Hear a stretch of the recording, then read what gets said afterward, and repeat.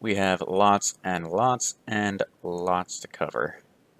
Actually, one thing I should probably pick up real quick, because I'm going to need to reference it a few times, I think, just to make sure I cover everything. The good old YBA compendium.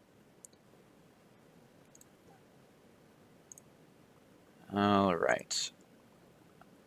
So this one's going to be a little bit different compared to what I do usually. I'm going to have an EG map off to the side that I'm going to reference a lot. Actually, let me go ahead and zoom in on that a little bit so it doesn't look quite as weird. Okay. So good, you can see my cursor and everything. I've got my emulator running here. Alright, first, what do I want to cover first? I guess I'll cover door juking first. That seems like one of the best things to do. Actually, I'll wait for the transition to finish here. Okay. One good place to go for that is right at the entrance of Eastern. So, one of the things that I do a lot, and especially with bombs, let me go ahead and get the Cane of Somaria as well. Door juking and really snapping deep into doorways using carryable objects. Actually, I'm going to give myself the boots too, just because I like it so much. Alright, so first I'm going to cover snapping with bombs. And this is useful for a lot of things. It's extremely useful for these auto doors. Any door that has a shutter or you bomb open is an auto door, which as soon as you get close just brings you right through the entire thing. So what you can do is kind of bring Link's sword out so he's facing up, and then let me try that again. You want his sword facing up, and then you kind of move over in front of the doorway. Now you're basically up as far as you can go without getting sucked into the door itself. Now from here you want to place the bomb, throw it, or no, you place the bomb, walk in the door a fair bit, pick it up and throw it, and then wait for it to flash, and then pick it up again. So, actually I'm gonna slow it down. Actually no, I'm not gonna slow it down on this first one. I'm gonna show you what it looks like from the outset. So you place, that was too low. I didn't go far enough into the door before I grabbed it. So, let's try again. So I'm far enough, wait for it to flash 2 times, and then you try to pick it up and throw. You basically hit up and A at the same time. So, let's do that again. Place the bomb, go pretty deep into the doorway, pick up and throw it. Wait for it to flash, and then pick it up and throw it again. 1, 2. You always wait for the second flash. You always wait for the second flash before you try to throw it again. 1, 2. And it's pretty simple in that regard. And this is how you get very deep into a north door, particularly an auto door. You always wait for the second flash, and it works perfectly every time. But this also works in doors where you don't need, you actually don't get sucked in. Now, you can't actually place bombs while you're within the doorway. But if you grab a bomb and snap somewhere, you'll see that I can now place bombs just fine. And this is the basis behind door juking. Now, one thing to note is that you can only use a carryable object. I guess I should also mention that this sort of thing also works with Cane of Somaria blocks. I'm not sure if you can get as deep as possible in an auto door with it, but I don't have any magic. But with a Somaria block, you can pick it up and snap yourself pretty deep with it. And if you don't want to try to get it right next to the doorway so you can grab it pretty deep like this, you can just throw it at the door, throw it again, and just try to snap yourself pretty high. You can go as fast or as slow as you want. You can just do it a little bit at a time. And you'll know that Link is as deep as possible when he's no longer visible on the, whenever you're going north on these, on an upper layer. It's a much different kind of feel when you're on a lower layer trying to go as deep as possible. But most of the doors that you're going to work with are those that are on the upper layer. So here I'm already at the furthest part. The very next pixel in front of me is the transition itself, so if I tried to move up in any way, it would cause the transition. And combining that with potions, or the mirror, or Cane of Somaria blocks is what triggers the door glitch itself. Now, when going southward and snapping yourself with either bombs or Somaria blocks, you actually don't get to the very edge of the transition. You're actually just a little bit away from it, and I'll show you what I mean by that. So I'm going to get as deep as possible here. Now, this is actually as deep as the game will let me go. If I try to go, if I try to snap one more time, I'm actually going to go across the transition, and this is what I call a juke. You're going completely over the transition, bypassing it entirely, and actually winding up in the room below me. Now, that is only... actually, let me go ahead and bring up the EG map so I can kind of explain what's going on here. Let me find where I am here. So right now, I'm in this particular room of Eastern. As you can see, I'm right here by this doorway. I'm on this door that's within this big square structure that you see kind of all over the place here. You can only bypass transitions when they're on the interior of one of these squares.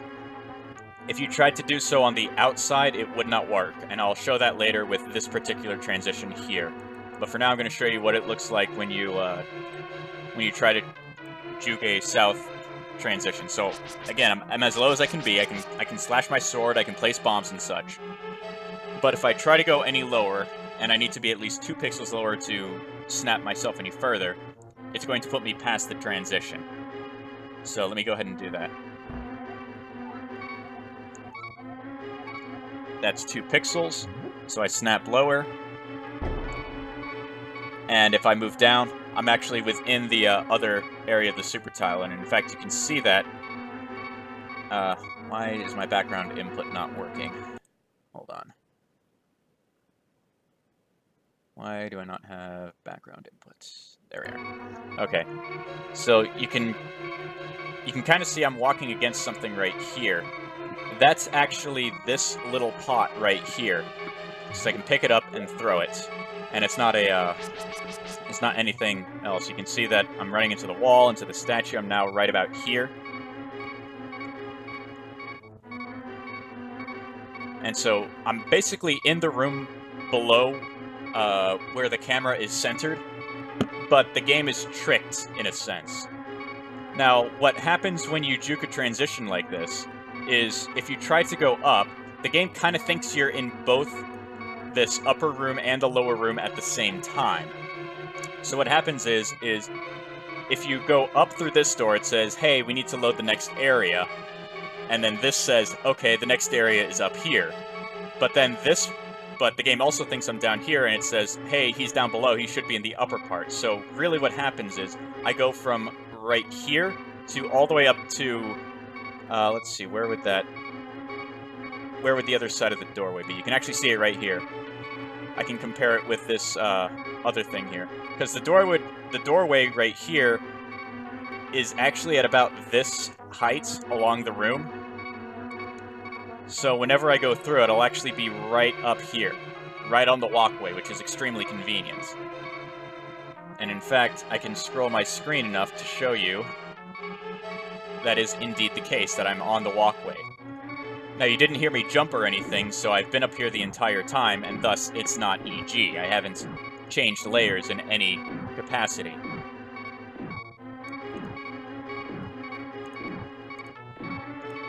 So this particular juke is actually really useful when you're in Eastern Palace, because it allows you... Oh, let me get my green screen back up. It allows you to go straight to the big key chest. And one little artifact of doing door jukes is that you often lose the capability of interacting with enemy sprites, key sprites, crystal switches, anything that's actually a sprite in-game. And it's really easy to tell when you can't interact with sprites, because if you notice, underneath Link, there is no shadow. There's no shadow at all, no matter what I do. And in fact, if I place a bomb, you don't see it. But I can still throw it, I could still be damaged by the bomb, but only my own bombs. If I tried to pick up a Somaria block, I can't do that. In fact, it's just trying to create blocks, but it's not really doing so. Normally you'd be creating and exploding, but here it's only creating them, or attempting to, rather, so it just drains your magic.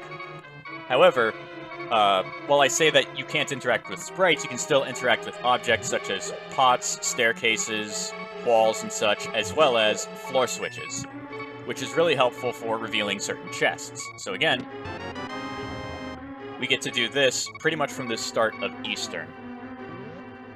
Let me go ahead and give myself a mirror and refill my health so we get to see that all in one big motion. So we're going to do this door juke again. And show it all at once. I'm actually going to wait here. So we place the bomb, go down a couple of pixels, and now we're down below. We go back up. We're on the walkway. We can actually just walk straight to the door. Where's the door? There it is. And now we can bring Link back on screen. So that's basically what happens with the door juke. And like I said earlier, I need to show what happens when you try to juke the transition at the edge of a super tile, which is, again, the larger room that all of these smaller rooms are based off of. So, I'm going to go ahead and create a save here.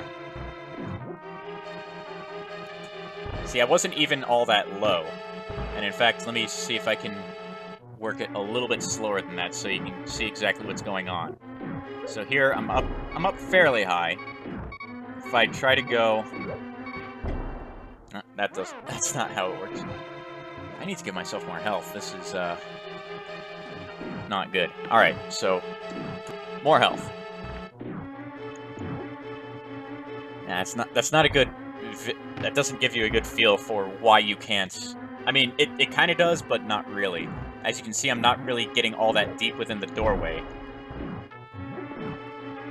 And it still just causes me to transition. So, you can't juke the super tile transitions, which are at the edge of all these different squares here. Let's see. Let's go to GT, and I can show you how to juke the left and right doors. Or rather, just the doors to your right. It's pretty much the same method. It's just a little bit harder to execute, in my mind. I've never really gotten it with a single bomb. I always go for two.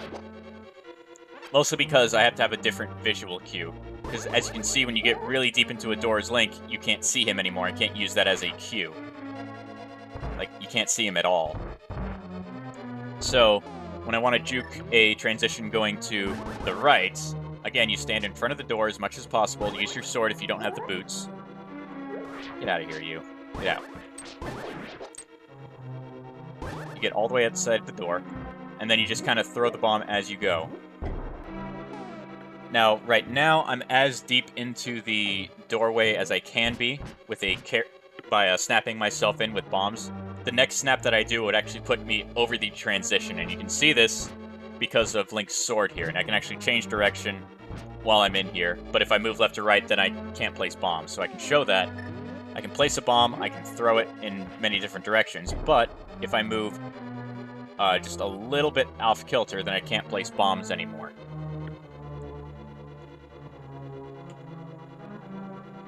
And even if, let's see, how do I want to do this? If I snap in with a bomb somewhere, and then I move to the left for 1 frame, and then to the right for 2 pixels.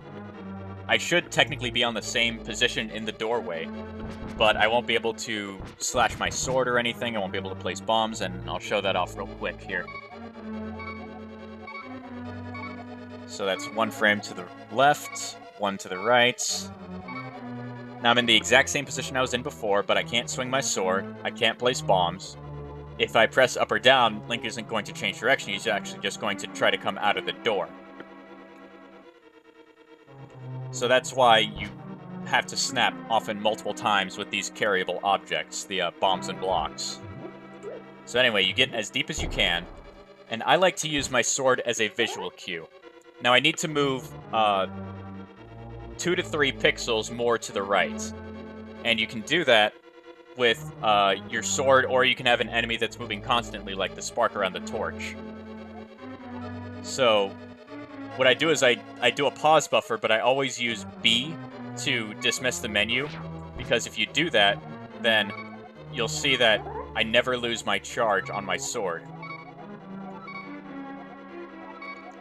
If I used Y instead, and then tried to hold B, you'll see that I release it, which isn't what you want at all. So you always want to, when you're pause buffering with the sword out, you always want to dismiss the pause menu with your B button, or whatever your sword button is.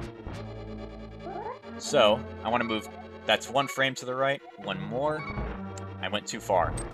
I also forgot to place a bomb to make it a little to actually juke the transition, so I gotta redo that a little bit here. So again, snap as deep into the doorway as you can. I'm gonna let it explode here. I'm gonna place a bomb and then slash my sword, and then immediately start buffering to the right. So again, 1 pixel. I let the spark move a little bit there, just to make sure that I had Link stop, so that I could move 1 pixel more. So that's 2 pixels. From here, I pick up the bomb and then tap left, and that'll put me past the transition.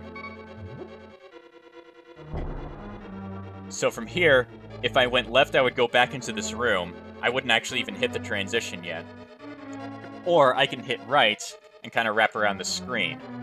So let me go ahead and move in the EG map for where I am. So right now, the game thinks that I'm on this side of the door. And I can show this by going up and actually opening up a treasure chest that's here. It had arrows. Over on the other side of the room, there's another treasure chest, and it has bombs. Even gives me the little dialogue for it. So this is how I know I'm in the other room entirely, and you have to be conscious of what the other room on the other side looks like, because sometimes you have other obstacles like spikes, or other things. But, again, the game is kind of confused in where you are, and when you transition to the left, it says, okay, he's in this room, but also this room. Transitioning to the left means we're going to load this area, but since he's in the right-hand quadrant, he's actually going to go to the left side of it. So I'm actually going to be over at this door once I transition back. And I can show this by walking straight down and off into this pit down here. As you can see, I'm not affected by the bumper. I'm actually affected by the little block that's at the edge of the pit. And there's even a little bomb jump that you can do to get to the center platform. I like to use my sword as a cue, because you can kind of see right in front of the tip of Link's sword, it lines up perfectly with that little lighter shade there. From there, you can place a bomb, move up, and it'll blast you straight across, and put you right on the middle platform. From there, you can bonk or do another bomb jump and go up.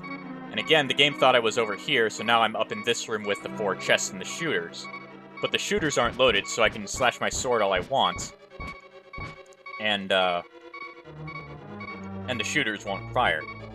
Now, one thing I said earlier is that when Link has no shadow, then he can't interact with sprites. Well, this is kind of an instance where he does have his shadow, but he still can't interact with sprites. It's a really common side effect when you bypass transitions in the way that you do with bombs or Somaria blocks, that you just lose the ability to interact with sprites, but you can still interact with blocks and chests and floor switches. So, again, we can open up all the chests in this room, and all that fun stuff.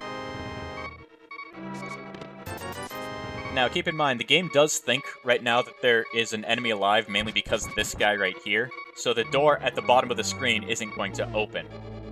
Now, the enemy that is here, you can actually affect him with only one... You can actually kill him with only one item that I know of, and that's Bombos. So, if you happen to have it, it's great, because you can kill the guy and then exit outside the door and go on your merry way to more stuff.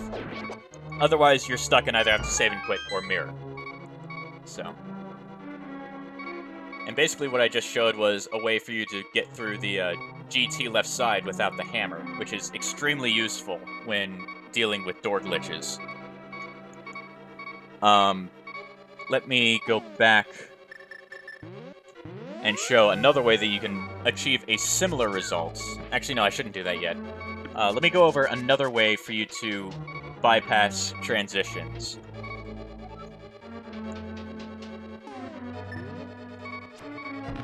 There's a very weird property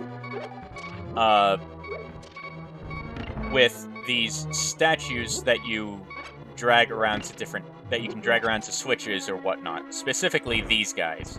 You can see I kind of push him, I can pull him and all that. Well, if you mirror while pushing them, you actually get into this weird little state. Oh, go away, Windows Help and Support. I don't need you. So right now, the game kind of thinks that I'm still pushing the statue, and I can show this by pressing A. You'll see Link go into a grab state. Now, I can't push whatever I have, but I can pull it. Oh, you just have to be next to it? Let me try that out, because I always thought you had to be pushing it.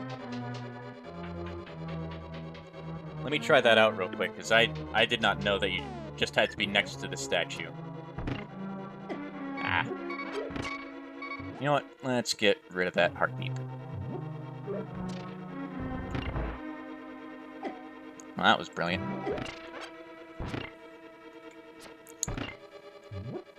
Alright. Let me try that out, because I haven't really messed with it too much as far as activation, so... Do you have to be facing the statue, or does it matter? Actually, let me test it out, just to be sure. So I'm right next to the statue, facing away. Okay. Oh, right. You don't need to be pushing. So, facing it, mirror. Yeah, you just have to be facing the statue, it seems. I'm just going to try different combinations here to make sure that it's that. Yeah, you just have to be facing the statue, which I guess is some bit of code that... Because you can see that, like, when Link first faces it, or gets close enough, then he does a little push animation no matter what you do. So I guess that's what is kind of triggered when you get near it. So actually, I haven't done that push animation. I wonder if it'll still work here. Yeah. So there's some little bit of code that runs when you get near a statue that says, hey, he's about to push things. And like Samurai is saying in the chat, it's a state that doesn't get removed when you mirror, unlike water walking or other things. So now I'm in this glitch state where the game thinks that there's a statue in front of me at pretty much all times. And you can bring up the drag by pressing A at any time, so you can't dash. If you try to pick up a pot or a bomb, it'll try to drag the statue instead, so really, it's kind of limited in that regard. Another fun thing about it is that this glitch state actually persists between overworld and underworld transitions, so you could bring it from one dungeon to another. The problem is, it is disarmed when you change worlds or when you flute. So it's kind of resilient, but also not in that regard. So you can bring it to another dungeon, but it would be very difficult to do so, considering that you can't press A, flute, or warp between worlds. But the reason we want this kind of a state is that it's very easy to go past the transition with it, because what you do is you face away, and you just pull yourself across the transition. It's a little bit slow, but as you can see, I just went straight through, didn't even have to worry about anything. I just held A and right, and it got me to the other side of this. And also you could tell that I was able to arm the statue drag with only the mirror. You don't need anything else except the mirror in order to arm it. Well, I guess you also have to be Link, because I don't know if Bunny can push statues or not. But anyway, the same rules for door juking apply to that. Another fun thing you can do, and one thing that I've tried to exploit on occasion, is you can place a bomb behind... Oh, that's not how you do it. You can place a bomb behind you. You can place a bomb behind you, drag yourself across it, and since I took damage while I was dragging, I still have the state active, so I can drag again, even though I technically let go of A after dragging a statue. Now, unfortunately, you can't place a bomb once you start dragging, but it doesn't necessarily have to be bomb damage. You could run into an enemy or something and still keep the state. So you can actually preserve it through multiple doorways if you use your bombs effectively. Now again, you can't throw bombs because if I bring it up here again, where I have the state, if I place a bomb and try to throw it, you saw Link do his little arm, he put his arms forward a little bit. That was him trying to push the statue instead of grabbing the bomb. It always prioritizes the glitched statue over anything else. It also means that because of that, you can't pick up pots very well with it.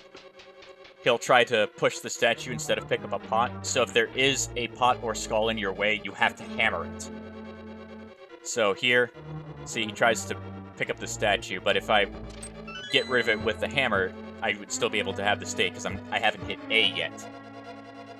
Now, one benefit of having the statue drag is that it's the only way that I know of that lets you bypass the north transition. It's the only way that I know of. And actually, I'm going to try to show that here, if I can. I'm just going to take lots of damage.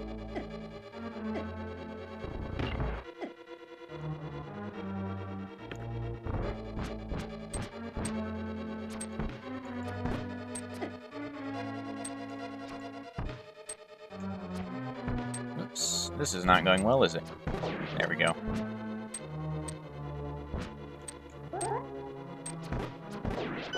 Alright. So from here, I still have my statue drag active. Actually, I probably don't anymore now that I just did that. Yeah, I just lost it. Damn it.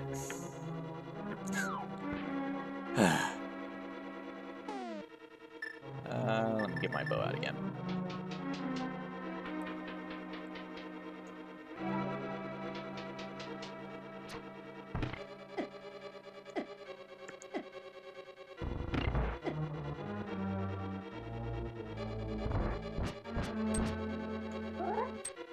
Oh my god.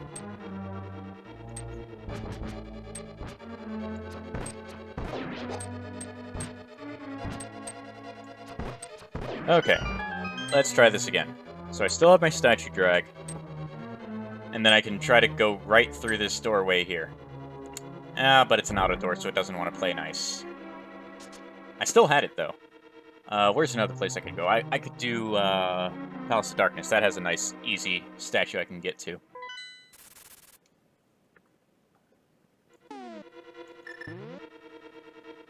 As well as a non-auto door that goes north.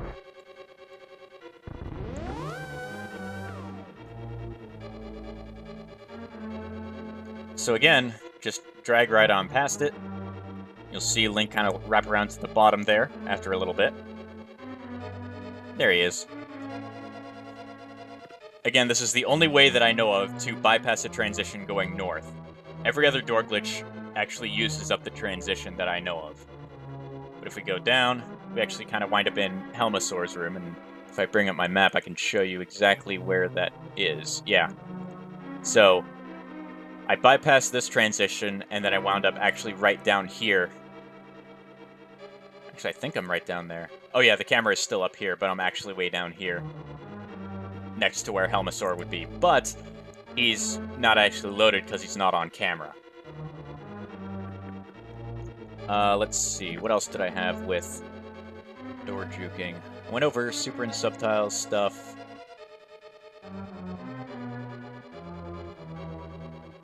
Oh yeah, another way. Yeah.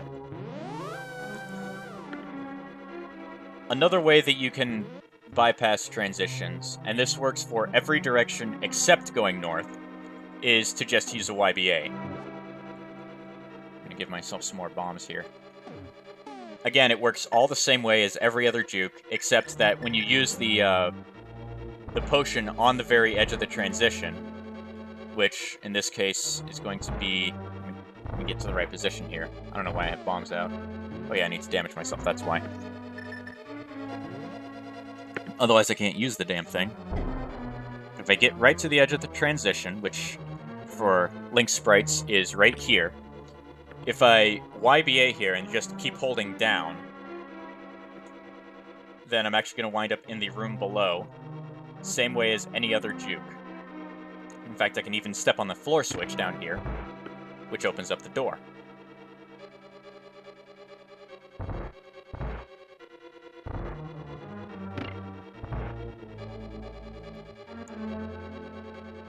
Now, actually, something kind of interesting there happened, if I can go over it.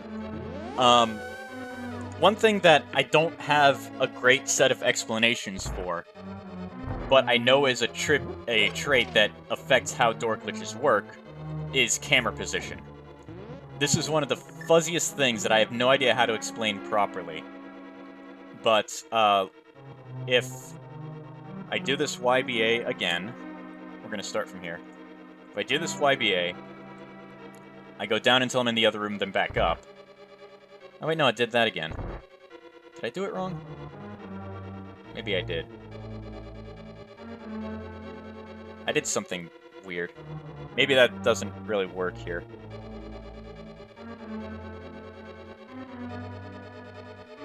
There's something that is not making sense to me at the moment, and I don't know why. Anyway, let's move on. Let's move on to one of my favorite door glitches, the mirror door. Mirror door works like most YBAs do, except that they only work on door transitions on the inside of one of these super tiles, and you can only use them if you can get the bombs or blocks to snap you right up to the transition edge, which means that you would need to be going either north or west, or in other terms, going up or to the left. So just like before, you can't, or you can only place bombs and such if you're inside of a door and have snapped with a bomb or a block or something.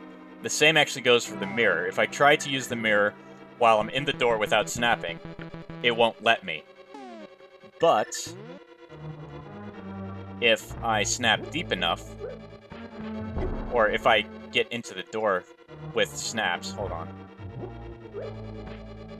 or taking damage, but enemies can't hit you while you're in doorways. Anyway, if you snap with a bomb or anything, you can actually use the mirror while inside of a door.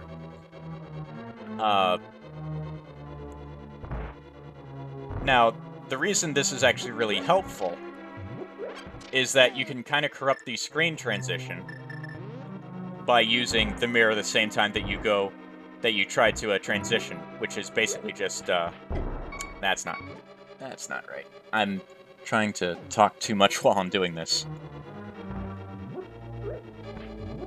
Alright, so here I'm at the edge of the transition, and then I use the mirror like I would a normal YBA, just up and Y at the same time.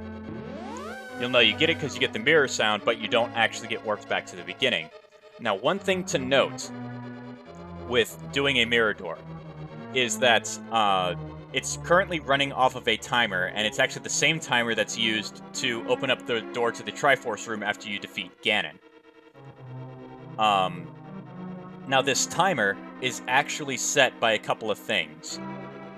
I don't know what controls it initially, but you can change it through two ways that I know of. Picking up a pot within a super tile, or opening up the select pause menu, the one that allows you to save and quit. the one you want to use is actually picking up a pot, because it sets the timer to a reasonable value. If you open up the select menu at all, then it actually sets the value to some astronomically high number, and it doesn't allow for the transition to work well. And in fact, I think that's what has happened here. I didn't pick up a pot since the last time that I mirrored. So, let me go ahead... Oh wait, no I did. No I didn't. So let me go ahead and pick up a pot, get out my bomb so I can snap myself as deep into the transition as possible.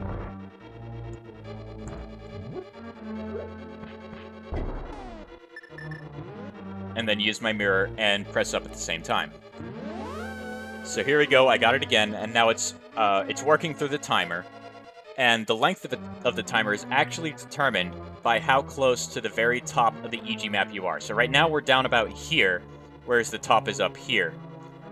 At the very top level, I think it only takes about 9 seconds, and then it's about 10 seconds or so per row of rooms that you're going down. So near the top in Pod or over here in Thieves Town, it doesn't take that long, but as you go down to Eastern and such, it starts taking a lot longer. So you just heard that little noise there. That's the same noise that's used when the Triforce door opens, and that's when you know that the timer is finished. And from here, you've successfully done a door glitch to this particular door. If it were an auto door, you would go completely through, but right now I have full control. I could back out the door if I want to, but I want to go forward. You can kind of see...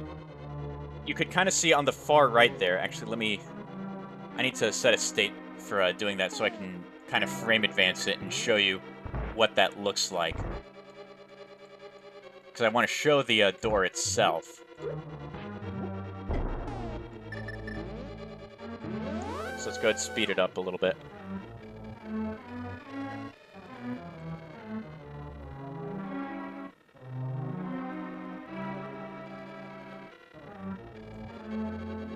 Did I get it? No, I didn't yet. Okay, I think I did something wrong. Let me try again.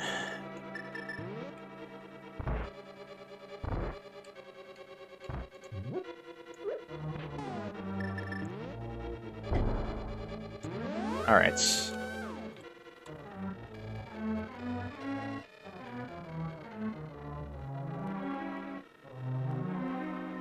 Alright. So that was the door noise. And now I'm going to frame advance as I go through the door and show you something kind of interesting. So we press up, and we're going to go very slowly. As you can see, it's scrolling through the old room, and we can see near the top of it, the room, basically where these stairs are, you can see this little glitchy mess there. That's actually a hole in the wall itself. And what's really interesting about that is that you can actually move through that bit. It's actually destroyed the wall, destroyed the staircase, anything that's up there, all the way to the top of the super tile. And so you can actually use that to your advantage, and actually right after this I'm going to show you how you can use that pretty effectively. So again, we go all the way through.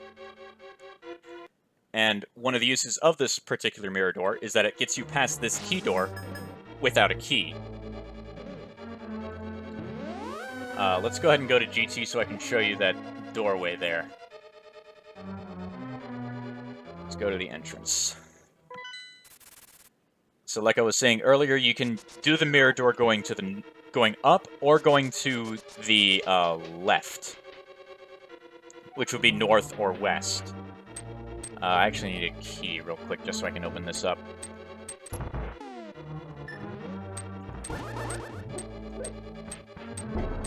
Alright, so I'm as deep as I can be within the door. I haven't picked up a pot yet, which would be catastrophic. Let me do that. If I don't do that, then, again, the timer is set to some astronomically high value, and it won't work right. In fact, I don't know if the preset menu changes that either, so I'm just being safe by picking up that other pot.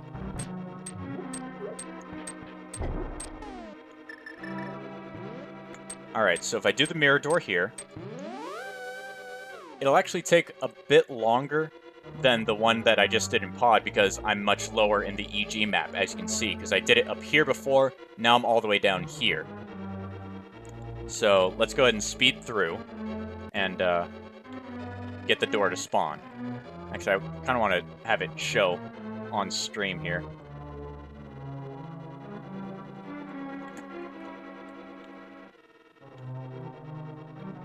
Yeah, this takes quite a while.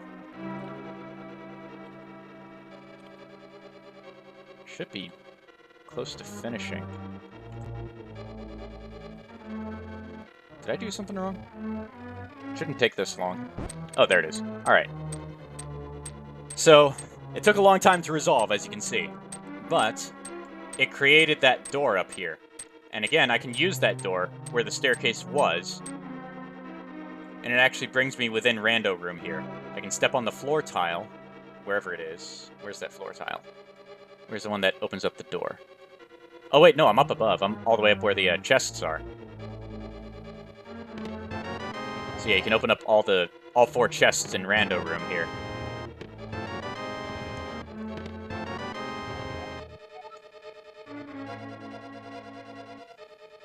Now there's actually another downside in addition to the longer timer when using these kinds of mirror door things.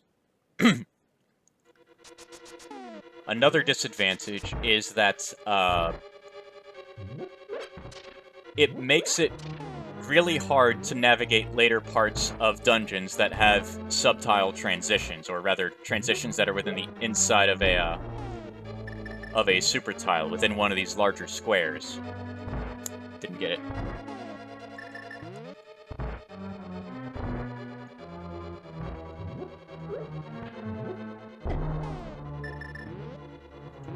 Alright, we're just gonna speed through this. Shouldn't take that long.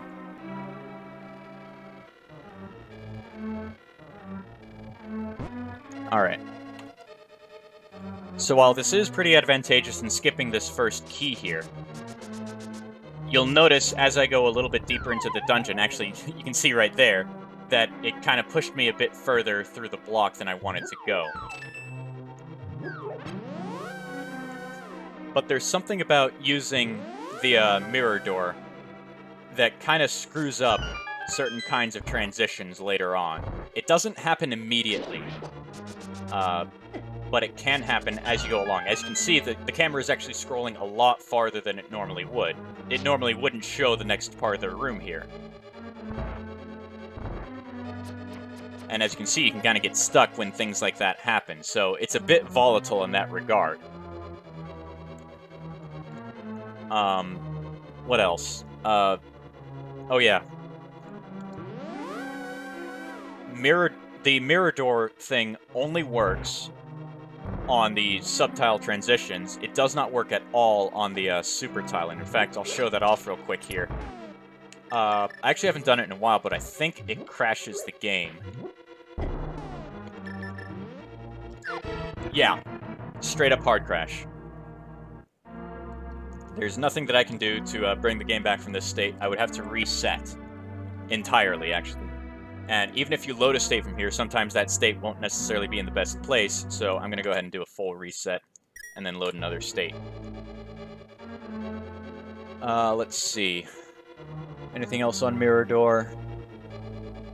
I mean, I used bombs for snapping into the doorways, but Somaria blocks work just as well. Let's see. Oh, right, there's that. There's that doorway. I guess next, let's go to Desert and try to explain some stuff with the Cane of Somaria. Because this is where it starts to get weird. This is where it starts to get really weird.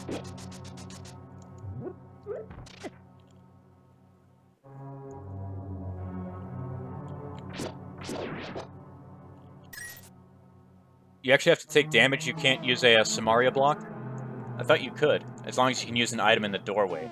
I'm actually going to test it here real quick. So I could have sworn you could use a Somaria block to get deep into the door. And then mirror.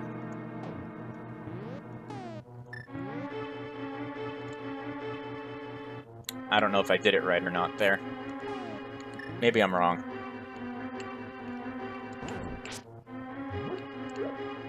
Actually, I guess I could see really quickly if I just kind of snap myself somewhere in here and then try to mirror. Maybe it works. Nah, I'm pretty sure it's just snapping with an item. Otherwise, you wouldn't be able to, you wouldn't be able to place multiple bombs or anything.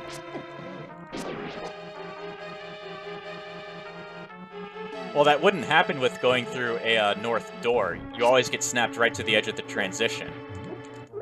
So I was more inclined to believe that I missed the mirror here.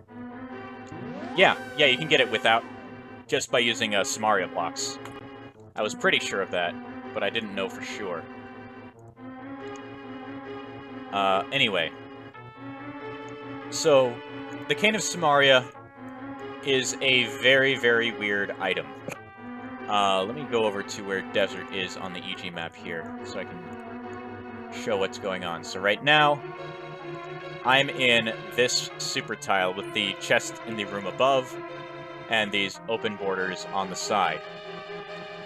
Now, what I'm going to do real quick is reveal this chest, because otherwise it won't be there later on. So that chest is there now, and I'm going to do some Somaria glitches, which is basically just having a block and being at the very edge of the screen. You can see the block is right where I am. I'm at the very edge of the transition here. And if I press up for 1 frame, or tap it very lightly, what's going to happen is Link won't move, but it will start to load data from the next room above me. So you'll see the screen flash a bit when I get it once. There's once, so now the game kind of thinks I'm in desert here, but it also is trying to load data from the super tile above me. Now I'm actually going to go one more time here. Now it thinks that I'm up in this room. But now I don't have a Somaria block with me, and I can't spawn another one without going out the door. So let me do that real quick. So there's another block. I get to the other edge of the transition, and I glitch the door one more time. The block disappears, which means that I got the glitch, and now it thinks that... Now the game kind of thinks I'm up here in Thieves Town. Now what's neat about this is that chest that I revealed a little bit earlier now has the same contents as the first chest within this super tile, which happens to be this big chest here. Now, I actually don't think I have the Desert Big Key right now, and in fact, let me make a save state for it. Damn it. I really need to have my emulator focused when I make a save state, because I use F1 for it. But anyway, so the game thinks that I'm kind of in Thieves Town, but I'm also kind of in desert. Now, if I go up from here, it kind of puts me in the right room of desert, but I can't really do anything. I actually get stuck. However, we can fix it by going out of the room and going into what appears to be a hole that just kind of spawned in the ground. Now, one of the things that Link to the Past does is that every single room in the game has some destination that is applied whenever you fall down a hole. It's just that any room where you fall and take damage has a flag on that room that says whenever Link falls, he takes damage and is warped back to the last entrance that he used, the last doorway or transition that he used. So, what I basically did there is that this had some room that it was going to send me to, but instead, it had data loaded from the room in Thieves Town, which has these pits that damage you. So what it did is when I fell down, the game said, hey, Link took damage, but he's supposed to warp... Or Link fell down a pit, but he's supposed to take damage and get warped back to the last doorway that he used. So you could see that the screen scrolled for quite a bit there before it actually went back to desert. And you actually saw that sprites are back. You can see the levers down at the bottom there. Now, there are actually invisible holes there everywhere. And actually, let me bring up a script real quick that Pinkus wrote a long time ago. And it can help you to visualize these holes. That's not the right key. There we go. That's not right. There should be holes here. Did I get that right? No, I didn't, apparently. Why isn't it showing the holes? It should. It should be showing holes. That's weird. Well, that kind of ruins this bit of demonstration, doesn't it? Oh, wait. I need to do this again. Because I kind of forgot where I was within the middle of this.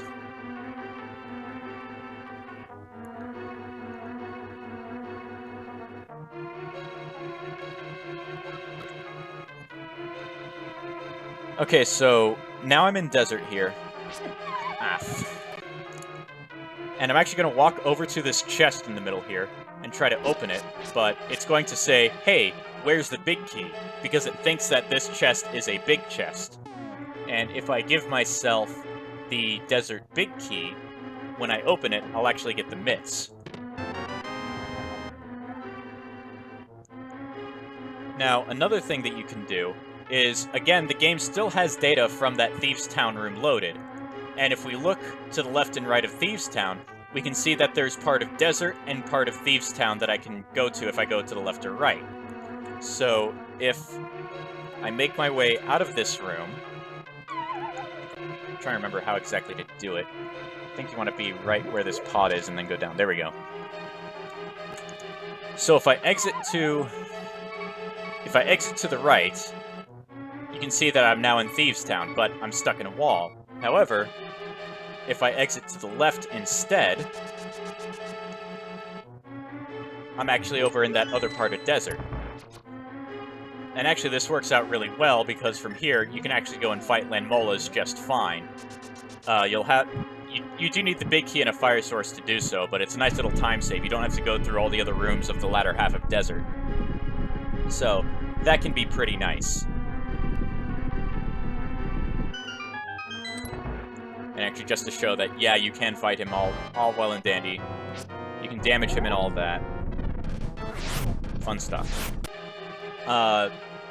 Now, you can actually take this a little bit further, I think. Actually, I don't know if I can do it this way or if I have to mirror first. I'm going to try it this way.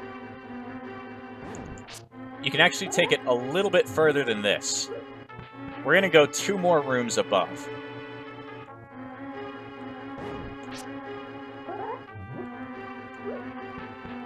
So if we look at our EG map here, so before the game thought I was in Thieves' Town here, then it thought I was here in Swamp, now it thinks I'm up here in Turtle Rock. And let me give myself some more health real quick. So again, I need to fall down the hole to try to get me back to where I was from the last doorway transition that I used. And it's going to take a little bit longer because I'm a little bit further than I was before. Hey, Sean Cass, how's it going? Don't worry, I'm going to highlight this thing. I'm probably going to put it in both the ALTTP speedrunning and randomizer discords. Because a lot of this is pretty... Can I go over the past hour? Not quite. Well, that's not good. Oh no, this doorway isn't working right, is it? Let me use this doorway then. Oh darn, I don't think I can actually open this chest again. Okay, I'd have to mirror to do it then. So let's go ahead and mirror.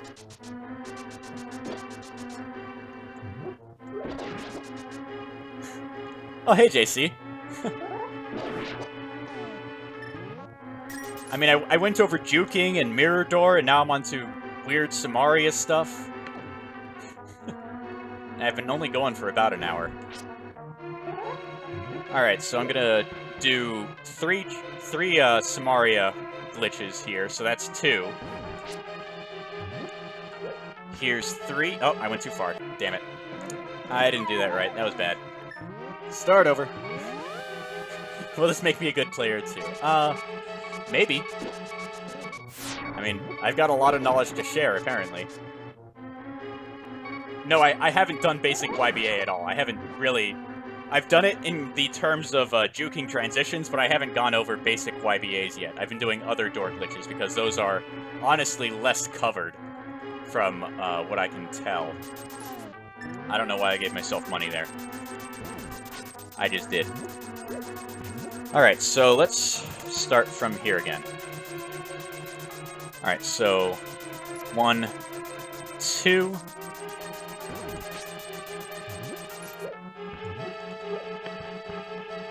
3. And now I need to reset the screen a bit here. in order to do the next two. Otherwise, the screen has scrolled too much, and you won't actually be able to have it work right. In fact, I should show what happens when you try to do all 5 at once. I forgot to go into the room above. That it put me into the last transition that I used. It's just that there's a big hole in the way, and it wouldn't have worked right.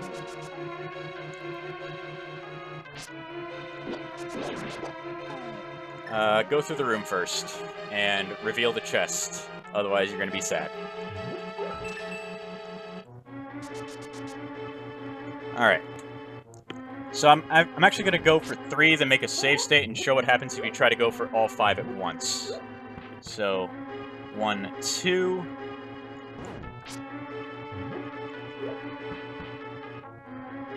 Come on. 3. Alright, so there's 3. And since I don't have the block anymore, I need to do it this way. 4.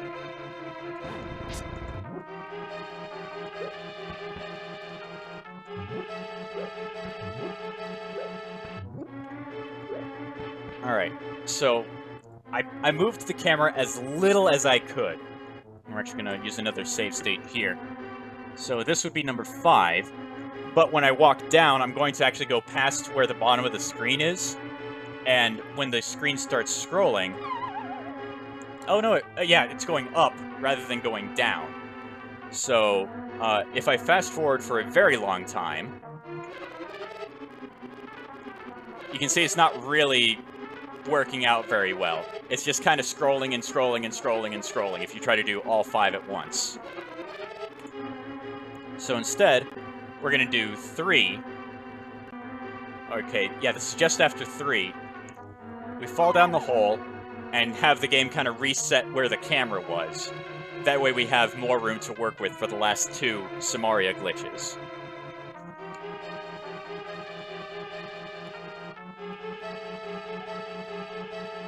So again, the game kind of thinks we're in Thieves Town currently. Or rather, in the big chest room of Thieves Town. But we haven't caused it to transition anywhere, so we're still in desert. This is number 4. That's not good. I moved the camera much more than I wanted to there. Come on. This might work. I don't know. Alright. 5. Okay, good. It did go down. While this is going, I'm going to give myself some health because I don't want to die here. So, right now the game thinks we're in Turtle Rock, and because it has a pit that damages you, we can get this nice little screen scrolly thing to get us back to where we want to be. And just like before, I have that chest revealed, and I won't be able to open it without a big key because it's technically thinking that that chest is a big chest. So I'm actually going to walk to it real quick. It's going to demand, or I guess I had the big key from earlier, and it gives me the mirror shield, which is kind of neat.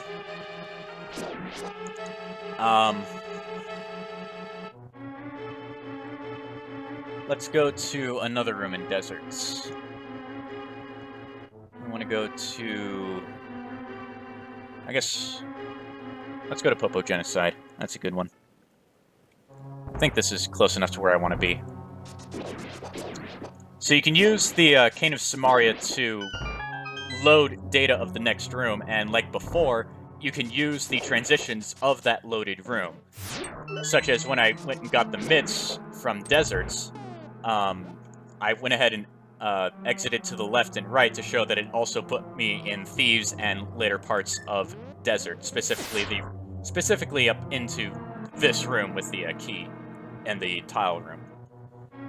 But another thing you can do, well, this is kind of the same deal, where you're... So let me go over to where I am here. So right now I'm over in this doorway, and I'm gonna do... Nope, hold on. One sec. Why is my phone going off? Nope. I'm not gonna talk to whoever that is right now. Alright, Actually, I should turn off my phone real quick so that doesn't happen again.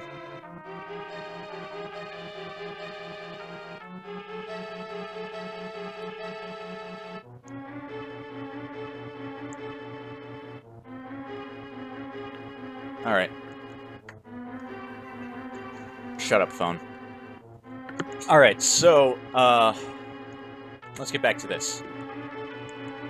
So, when you have a Somaria block with you as deep as you can go, whenever you cause the screen to flash, that'll load the super tile that's above you, and then if you cause the transition right after, then you've loaded this super tile and it says, hey, load the next transition, which happens to be at the edge of the super tile, so it brings you to the room after that. So we can show that it brings me up into this room of desert.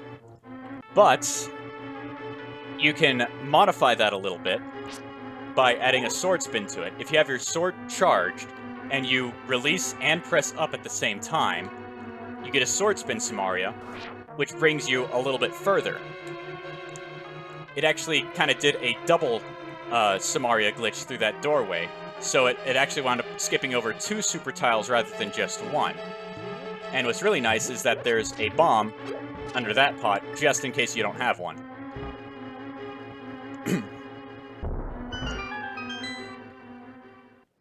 And it gets you to Death Mountain, specifically Dark World Death Mountain, pretty easily.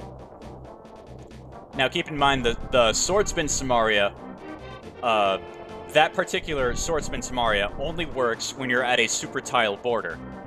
If I go to... I guess we'll do torches here. Let's see, how do I want to do this? Let's get these guys out of here. If I try to do a Sword Spin Somaria here... Whoa, what did I just do? Computer, stop.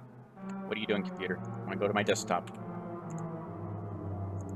Why did it do that? Okay. I think I hit a button that I didn't need to. Anyway. If I try to do a Sword Spin Somaria from a subtile border, in fact, let me get back to my EG map here so I can show you where I am. So, I'm here where the big key is in Hera. I'm in a subtile border. And if I do a Sword Spin Somaria, it doesn't really move me anywhere. But it still has loaded a couple of rooms above.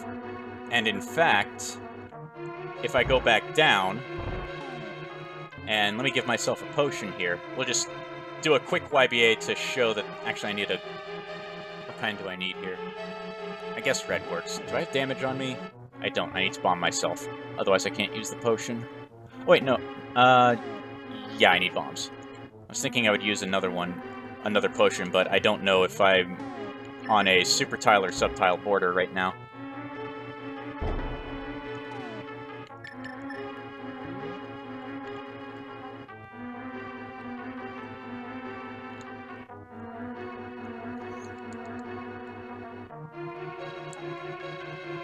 So, what just happened? I did a Sword Spin Somaria in this particular door, which actually loaded 2 super tiles above me. Then I did a YBA so that I was able to load the next room, and now I'm down... Or, actually, I'm stuck here. Crap. That isn't apparently how you do this. I know there's a way to go from Hera to Skull like this, but I can't remember exactly how I did it. It's somewhere in the randomizer Discord there, in a discussion about getting to a skull in a cave state so you can open the big chest without its big key.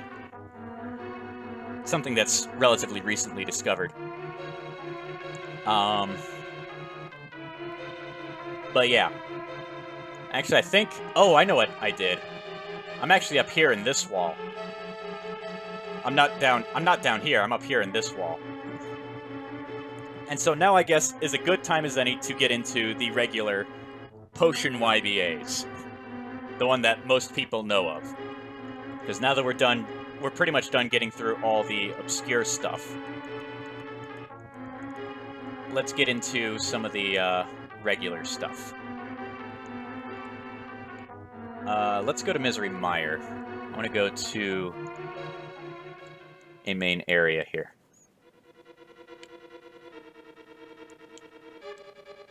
Okay. So, standard YBAs. There's a lot of things you need to know depending on which doorway you're using. You need to know whether or not the doorway is super tile or sub tile. You need to know what kind of, which direction of door you're going into, and what type of potion you intend to use. Now, the super tile and sub tile is actually what governs which type of potion you use. Red potions work no matter what kind of doorway you're using. They work no matter what, and you'll always get the same effect of getting the getting some sort of fade out. Actually, there's two effects that you get with a red potion. And in order to use a YBA, you need to actually be able to use the potion. So if you want to use a red one, you need to have some damage taken. If you want to use a green or a blue one, you need to have to restore some magic. You need to use some of your magic first. But let's see, where am I in Mire? I'm here on a super tile border. And if I YBA to the north and go through the transition, it actually did a weird wraparound thing and brought me down here. Except it has the data from the room above me loaded. So, yeah, Sean is right. You can have your health lost and use a blue potion too. Whatever, you have to be able to use the potion. So since a blue potion restores both your health and magic, you could have either of them be refilled by a little bit and still be able to YBA. Anyway, like I was saying, I have the room above me loaded. Even though the game thinks I'm down here, I have some of the data from the room above me loaded. So if I leave this super tile, I have to leave the super tile to actually get the transition data to update properly.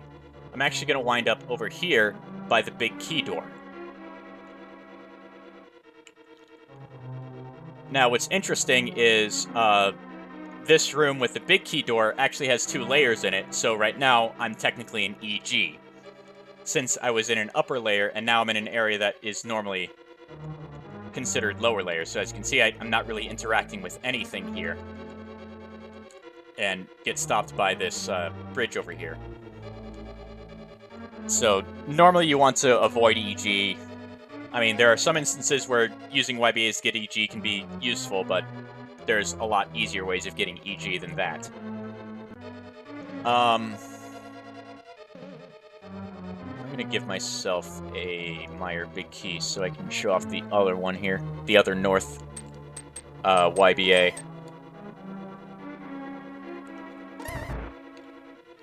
So, where am I? I'm over here. So if I use a YBA now, it kind of loads the next room, but I haven't left the super tile. But what winds up happening is I only skip one quadrant rather than getting to load a whole bunch of things. So if I YBA here and go through the transition,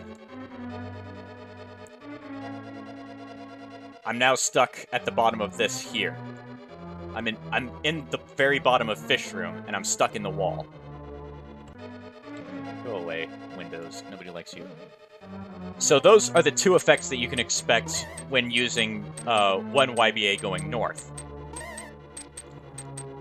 Now you can get... This is where your camera position starts to come into play a bit, and it's a little fuzzy as far as... I mean, this one is a bit more precise, but there's still some fuzziness as far as what happens depending on what kind of...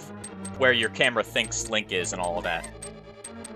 So I'm going to go ahead and YBA this door here. And for the start, I'm actually going to back out of the door entirely and then go back in. And doing so, it looks like that I'm over here in Aghanim's tower, but I'm actually all the way over in the Circle of Pot room. And I can demonstrate this by kind of scrolling the screen over a bit. Now, if we go back to this YBA here, let me get back in the doorway.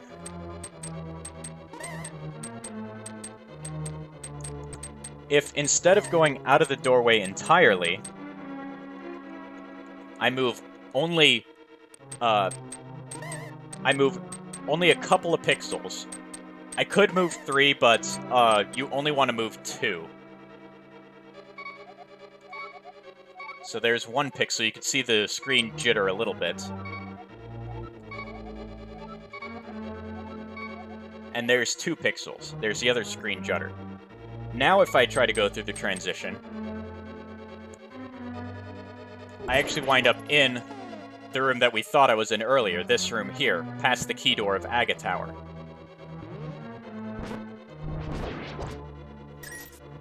So there's some fuzziness with that. Let me go back here. So what determines whether or not you need to do, yeah, this is one of Samurai Prawn's things.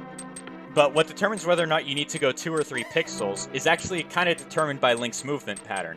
Because you can trigger the YBA with 1 pixel of Link's hat shown, in which case you can only move 2 pixels, otherwise you'll get the longer YBA, the one that goes further. So if I did this YBA, moved 3 pixels, and then went to the transition, I would wind up in Circle of Pots. In fact, let me demonstrate that real quick.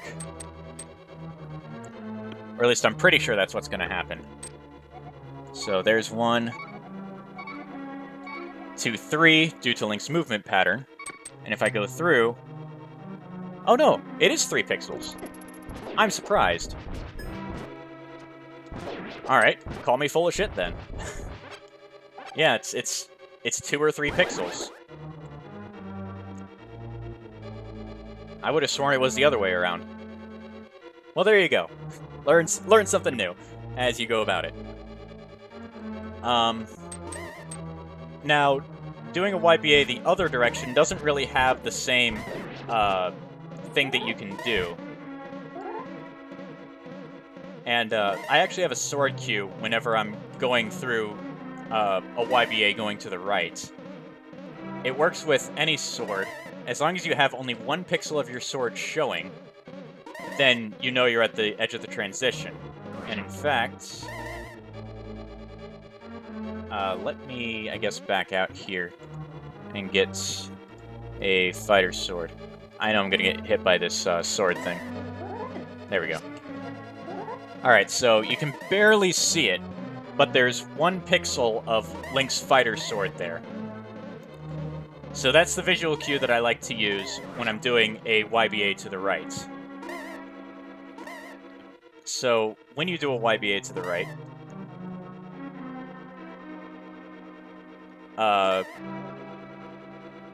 you can back out a little bit and go, but if we try to map how far I went... Oh, actually, did I get a near YBA? I did. What happens if I go for a longer one?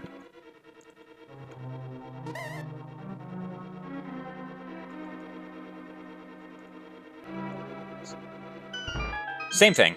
So yeah, you get the same effect no matter how far out of the door you go. But you can actually use this to juke a transition.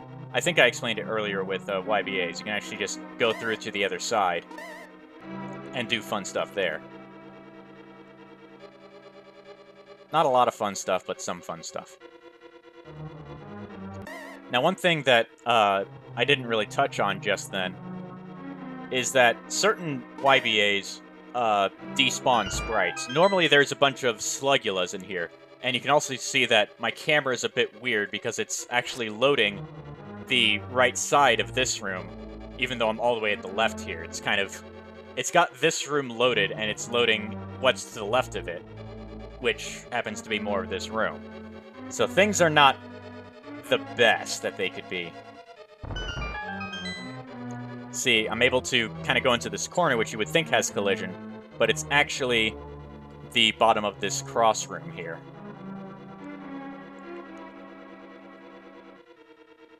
So you can get all kinds of weird transition things. I don't even know where I am anymore. Let me do something that I know will kind of help explain camera stuff a little bit.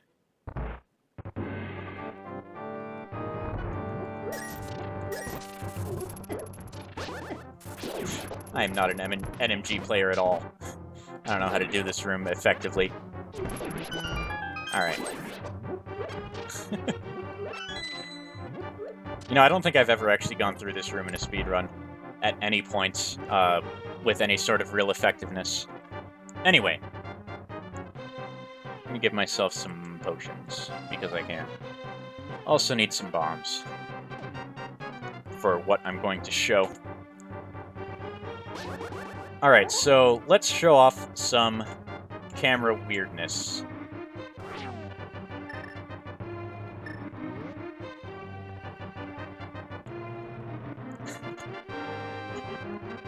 Alright, so I'm gonna do a YBA to the right, or...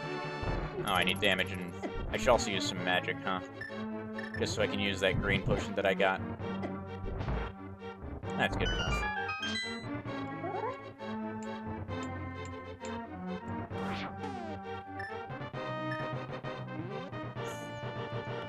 Come on.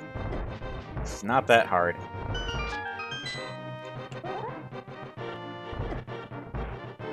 I really should kill that guy before he kills me. Alright, so I got the YBA. Go out of the door, back in. And if we go over to where Circle of Pot is here, so now I'm in this room. And actually, I'm kind of in the wall. And, I'm actually gonna do a quick save here. If I...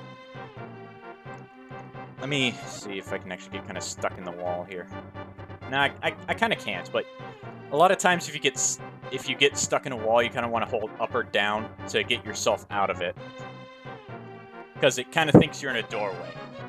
Anyway, so here's where you get into some camera weirdness. If I just go through this door normally, it kind of wraps me back around into this room with the shooter. I can find the railings that are in my way. But if instead I bypass this transition with a door juke, which I'm going to do with a bomb here.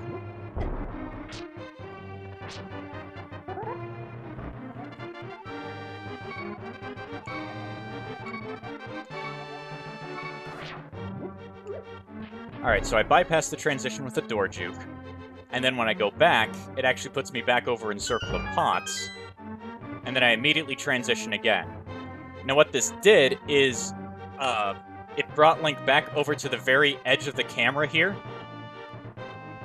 but it also has me over in this room with the spikes. Now the reason I want that camera that way is so that I can bring Link sort of on screen a little bit. I want him to be near but not quite at the edge of the screen. And what this allows me to do is go through this door and have it actually act kind of normally. Well, kind of normally. This actually puts me in mire, and my camera is actually completely fine. There's no weirdness or anything at all. But if I wasn't at the very edge of the screen, then I don't get the same, or at least, yeah, I don't get the same thing at all. See, now it thinks I'm over, instead of being in this room with the shooters, the game thinks I'm over here with the compass chest. As you can tell, since I can get damaged by the spikes. So, your camera position is kind of important, and a lot of times, if you want a different effect, see if you can get Link kind of near the edge of the screen before you transition. And it was actually this discovery that led to finding a path for Flipperless Swamp without EG. If I didn't stumble across that, we probably wouldn't have it. Now, there's another fun thing that you can do with YBAs and such. And that's loading different transitions, or loading a different super tile and then going out of a different transition entirely. So what I'm gonna do is go through here. I'm actually gonna respawn the bridge and get myself a key.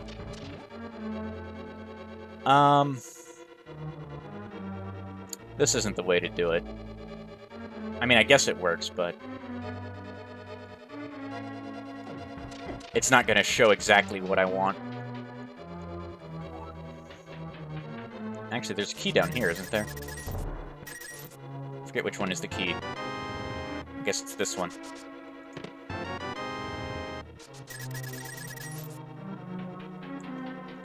So one fun thing you can do with YBAs is we kind of saw it with one of the North YBAs that I did earlier, where I loaded a room above me and then went out another transition and wound up somewhere completely different.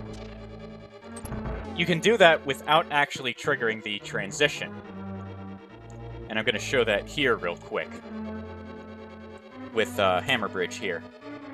So if I go through and YBA this way, the game thinks that it has this room loaded.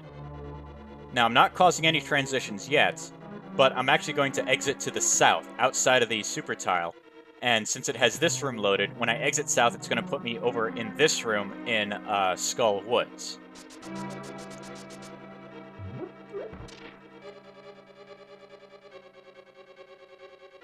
And if I had Mothula defeated, it would actually drop the crystal. Actually, I wonder if that would update really quickly here.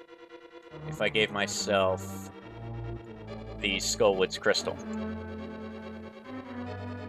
Nah. Now, if I actually do that beforehand, though, I think it would. I'm curious.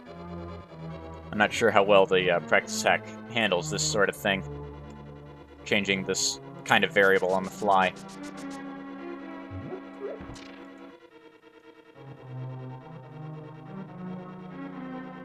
No, it doesn't like it. But if you had Mothula defeated, it would drop a crystal here. Can I actually do that? I don't know if I can... Oh, yeah, that would do it, yeah. That would probably do it. Let me change that flag instead. So I can show it off proper. That's not right.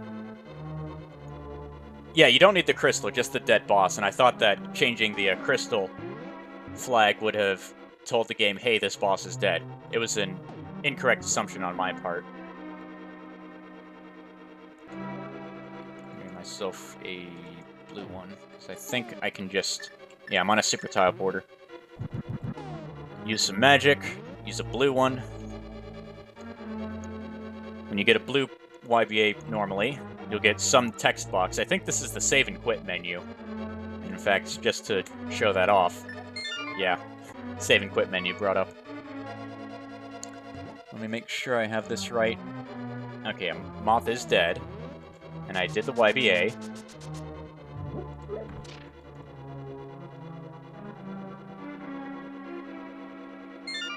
There's the crystal.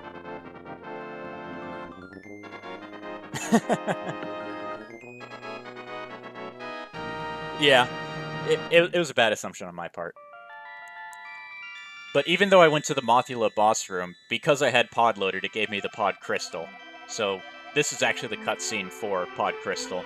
This is actually one of JC's discoveries, is this particular way to get pod crystal from Skull Woods, essentially. Or from the Mothula boss room. I guess I should go over Dungeon Fake Flutes real quick. So, earlier I mentioned that you want to use green potions on super tile and green potions on subtiles for YBAs. I don't know if I mentioned it, but you want to use green potions on subtiles and blue potions on super tiles. If you don't, so like you saw earlier, I used a blue potion, and this is a super tile border. If I use a green one instead, I didn't get it there. Let me try again. If I use a green potion instead, it brings up the flute menu. And from here, you can actually get to different overworld locations. One that's actually particularly useful in Glitched Randomizer is going to the mountain here. And there's actually a little tile right above this rock that has some money. And it's infinitely respawning. You can get as much money as you want here. And it's probably the fastest way to get money. The only problem is, I don't know how to actually get to this rupee tile if you have the flippers. Which actually kind of bit me in the butt last night when I was racing JC in the no logic. Because I was actually running low on rupees despite having farmed 3,000 of them near the start of the seed. And I actually ran out from how many potions that I bought and used. It's kind of ridiculous. That's actually something I need to experiment with, is figure out how to get to a rupee tile if you have the flippers.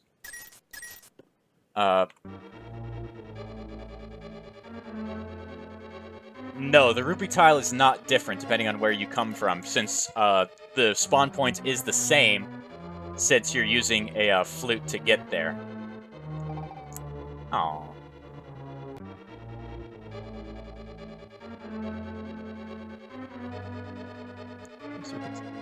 Yeah, the rupee tile isn't different. Well, actually, let's go ahead and experiment a little bit on this, because I don't know. I mean, it doesn't matter if you jump in the water or not, because you can get out of it no matter. You can get out of it without flippers, but I don't know if you can if you have them. Let's go ahead and see if we can figure this out real quick. Because if I don't hold anything, it drops me right into water and I get stuck, as far as I can tell. Because I don't know what to do here. Let me bring up collision. Yeah, I'm pretty stuck here. Let me take that away real quick. Okay. Oh, wait, no, I can just do this. Let's see, if I hold to the right, it drops me in. If I hold right a little bit... Nope, didn't hold it enough. Hold up. Okay, so that gets me out of that. But if I let go, it drops me back into water. Oh. Okay. That's pretty iffy. Doesn't give me a whole lot of room to work with. Yeah, that's pretty finicky. Yikes. You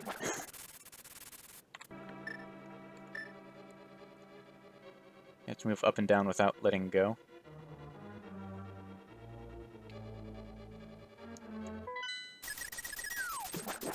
Yeah. Yeah, it's a little harder on a controller.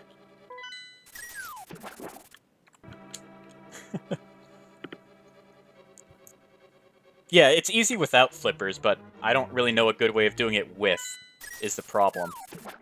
Oh, hey, I got out there. Can I get up to this? No. Man, the collision's going crazy here. Maybe there's another place I can go to get rupees. This doesn't look good. Yeah. That's not good. What about over here? There's a tile I might be able to get to. Oh, no. That's not good. No. It's not letting me go left or right here. Yeah, it's not letting me go left or right, so that one's not going to work. Does this one have a rupee tile I can use? Not over there, it doesn't. Anything over here? There's a rupee tile up there, that little green square, but I don't know if I can get to it.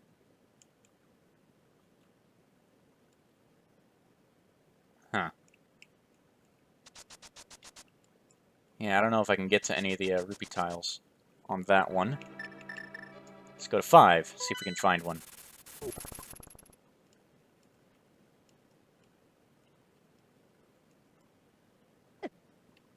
There's a spike there for some reason. Or that's the guard. Could be the guard. I don't know. Doesn't look like there's one at all that I can use. I'm not seeing any, Oh, there's one. I don't think I can get to it, though. Let's try 6. Is there any kind of... Oh, hi. There doesn't seem to be anything at 6 that you can use. Let's go 7. With 7, you can get a free piece of heart every time. So if you're really hurting for health, you can do that. Yeah, I'm not seeing anything there. What about 8? No, I'm not seeing anything that I can collide with. So really, the only available ruby tile that I can get to is in the mountain, and I don't know if I can reliably do this.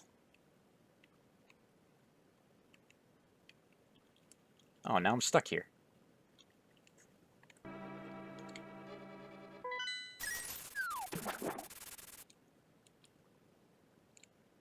Yeah, see, I'm just stuck within this little corridor. Can I hop out of the water there? No, it doesn't seem like it.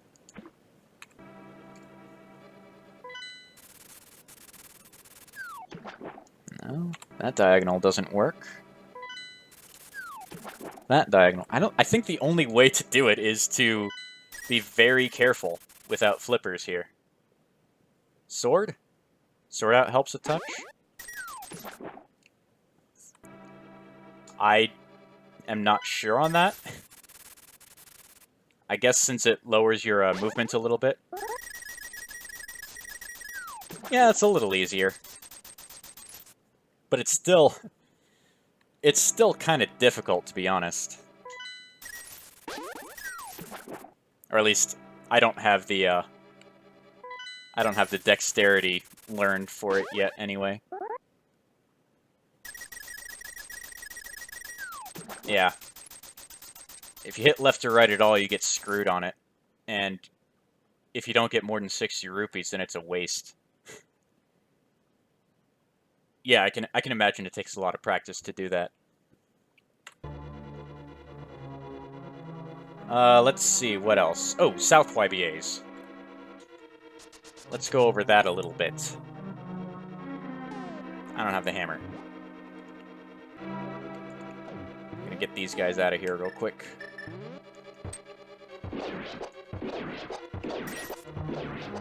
And I'm gonna give myself a key to open this door. So, South YBAs. This particular door is a subtile door, so I can use a green potion just fine.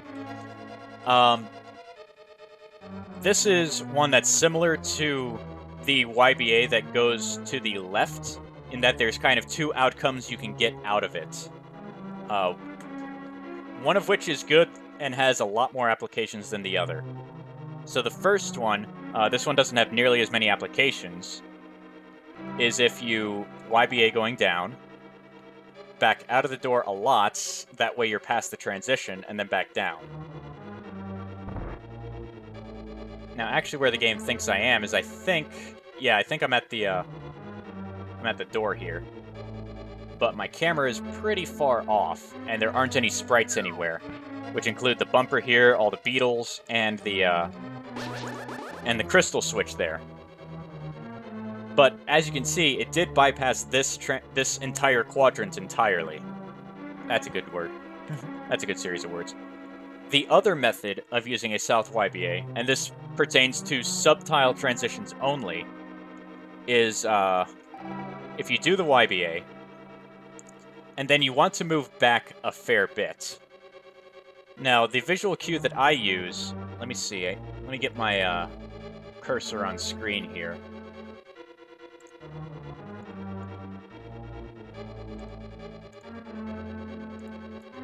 The cue that I use, come on, there we go, is on the door here, there's these little sections along the side of the door. And I want the very bottom of the screen to line up with this lighter pixel here. So, just to kind of show what that looks like.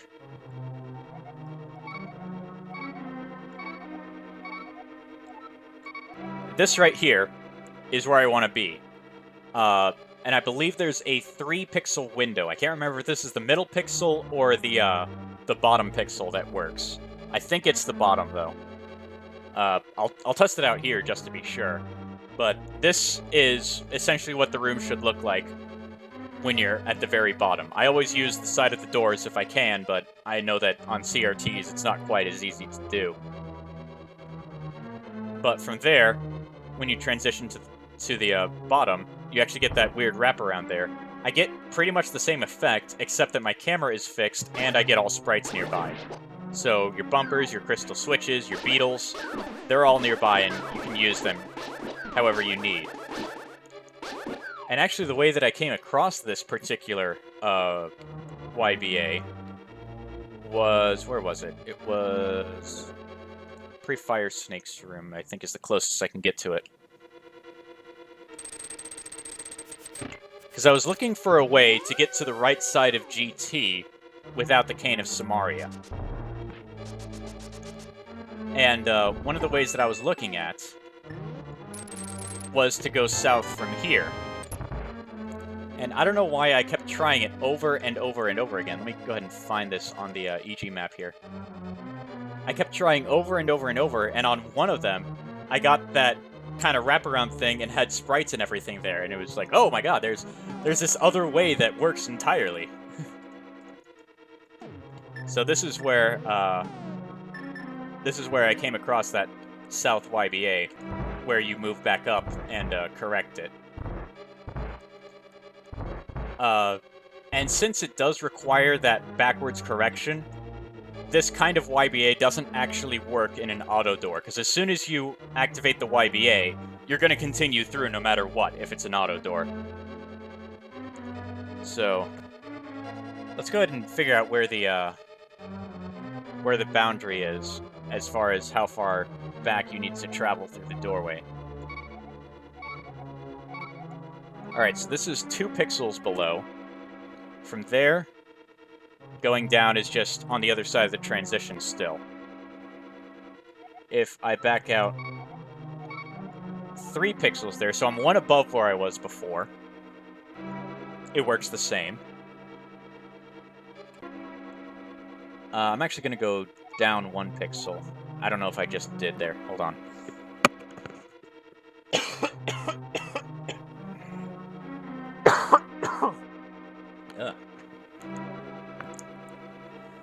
I could have sworn it was a 3-pixel window.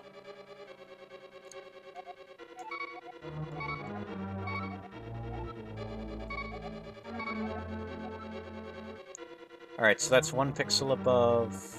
Hold on, that's not good. Let me go...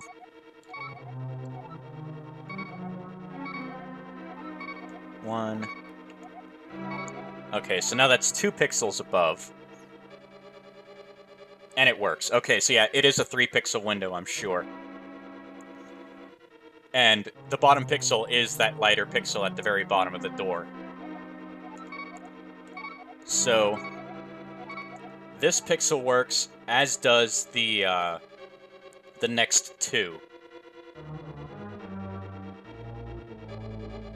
So, if I kept going here, I should only move 1 pixel. Or actually, let me move 2 here. This would be the 3rd pixel and the last one that should work. Actually, let me go back.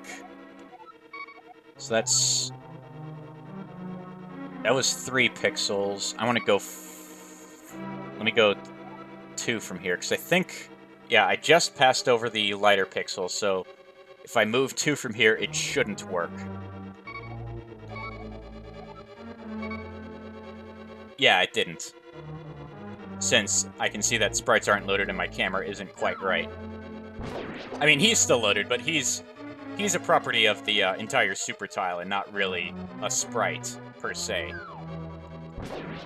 The same goes for the slime generator that you find at the end of Mire before Vitreous. They're just a property of the super tile more so than the than a sprite that's within it.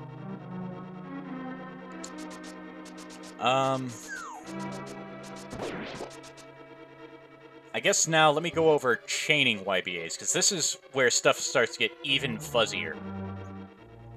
This is where stuff starts to get really, really fuzzy and hard to determine what's going on.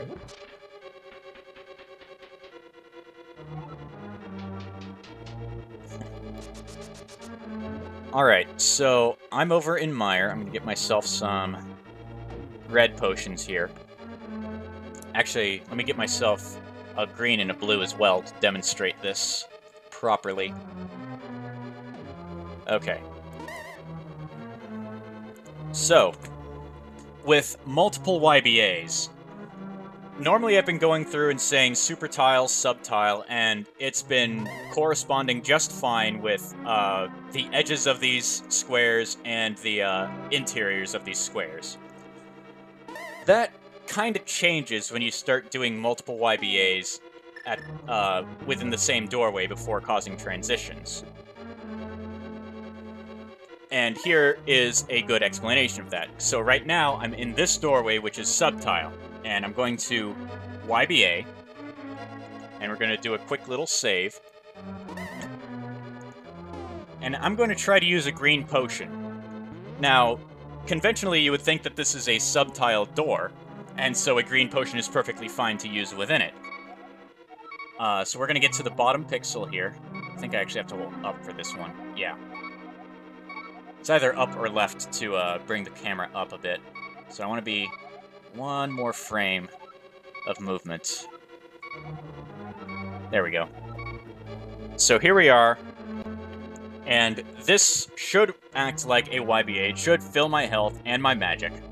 But I believe it gives me a fake flute instead. So it's weird, but the super tile and subtile relationship changed because of that YBA. And whenever you're doing multiple YBAs, you need to be able to keep track of that, or at least have experimented beforehand so you know which type of potions work. Now, of course, you can bypass that entirely by using reds all the way, but if for some reason you have something else and want to be able to use it, you need to be able to know that sort of thing can happen. Now, I'm actually going to combine this with a little bit of camera movement. I'm going to go out of the door as much as I can, then back down. Or enough for this camera to scroll. And then I'm going to go all the way down, and now I'm in T-Rock.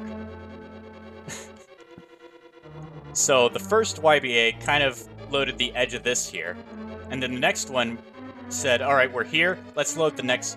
Let's see what... Or actually, the first YBA kind of set it so that I was at a super tile border. And then the next one says, to load the next room and the transition therein. But since I was going through... God, it's so hard to explain this shit. Because, let me go back a bit. So, on this... So that first YBA, basically what it did is it, the first YBA plus the correction makes it so that this particular door acts like a super tile border. And so when I do this YBA here... I missed it. There we go. And then we back out a bit, and we move our camera. I can actually show that when I'm up here, I'm technically in the room above. You can tell because of how Link is moving here. He's actually going along the slope at the top of this room. And so when I transition out of here, I was technically up in this quadrant and used this doorway. So the game thinks that I should be moved to the lower quadrant.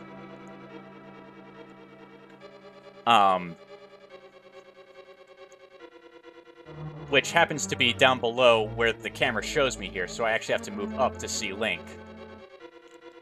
And I can open the chest just fine. Get the map, get the small key, or whatever happens to be within them. What do you mean by that slope in the weird? Why is that slope in the room weird anyway? I guess I called it a weird slope, but it's kind of just a slope. It's just a slope in the wall. But yeah, I think... Huh. I mean, I kind of noticed that, but I didn't really think anything of it at the time. Oh, wait. I know why. If I... Hold on, let me... I know why it was slow. It's because there's a pit here. The reason it's different is because of the pit. You can see Link kind of juke a little bit when you're near the pit. can see them kind of back up a little bit. That's why these slopes are weird. It's because the pits are so close to them.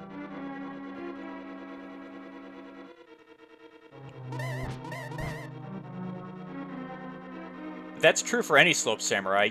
No matter which slope you're doing, the, oh shit. Let me go back a long ways. Where am I? Okay, I'm here. I haven't even YBA'd yet.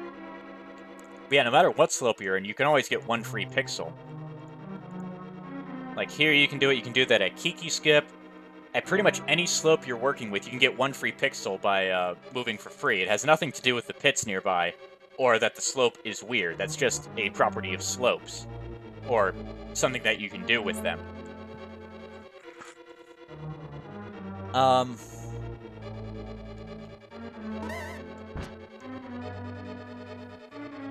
Is there anything else that I should cover?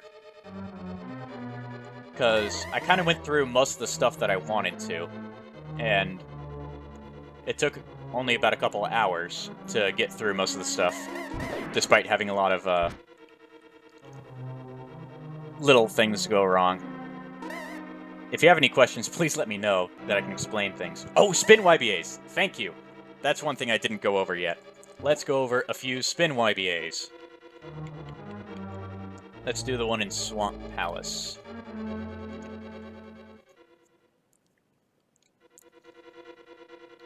Alright, so spin YBAs. As far as I can tell, because I've never gotten it to work otherwise, spin YBAs only work on north doors. For some reason or another, I've not gotten them to work on any other doors.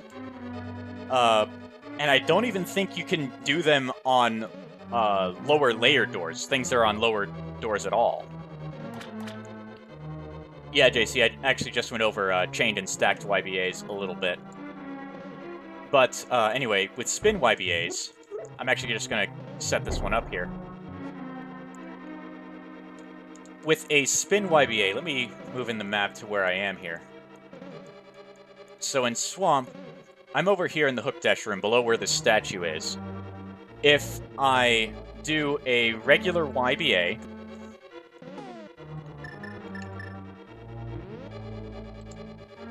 it's going to skip over this quadrant here and put me into this room below, which puts me in the water. But this isn't actually a really good thing that you want to have happen. You're actually pretty stuck in doing this. That's not the right save state. This is the one. But, kind of like with the Somaria stuff, if you sword spin, you actually get an extra super tile of movement out of it.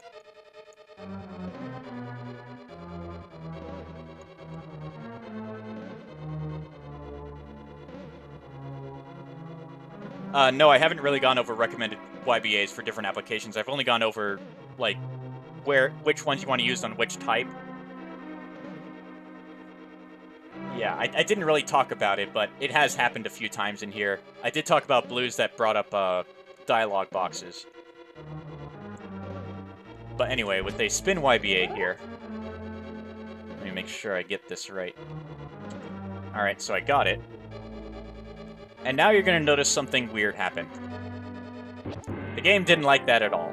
But, with that extra movement, it actually brought me to the Argus fight. And you can actually fight him completely normally from here. Get his crystal and everything. Which is kind of neat because you can bypass this swimming room here, going downstairs and all that. But if you happen to get to this part of Swamp without the flippers, which is possible with other YBAs, specifically from thieves or whatnot, you can get to here without the flippers, then do this spin YBA, which brings you to Argus, and you can fight him without the flippers at all.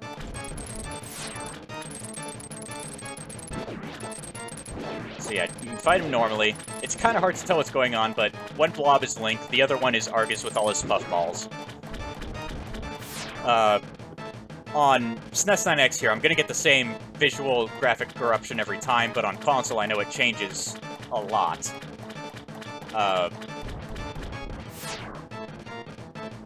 Let's see. Let me go back a bit. I'm going to go to Desert and show something else here. Or actually I can go to Aghanim's Tower for it. Circle of Pot. It fixes some of it, I think. I think you're right on that. So does mirroring while in a dungeon. It fixes the sprites anyway so that they look normal, but the terrain is still screwed up. Anyway. I'm going to use a green potion here in Circle of Pots. Let me bring that up here. So, with the normal YBA, it's going to skip this quadrant and go here. But with a spin YBA, I get the extra super tile of movement, which actually brings me up to Cold Stare here. Or not Cold Stare, Vitreous. That's not far enough. I need more bombs.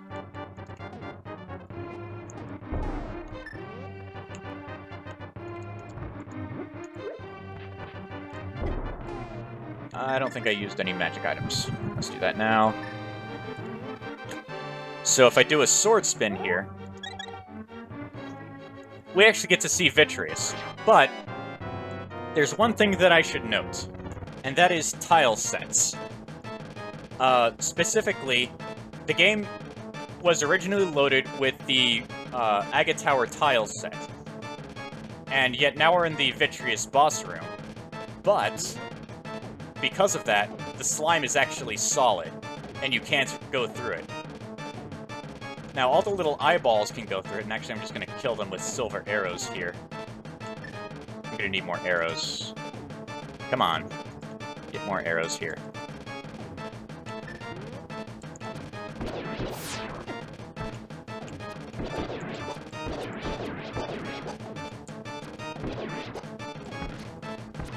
Alright.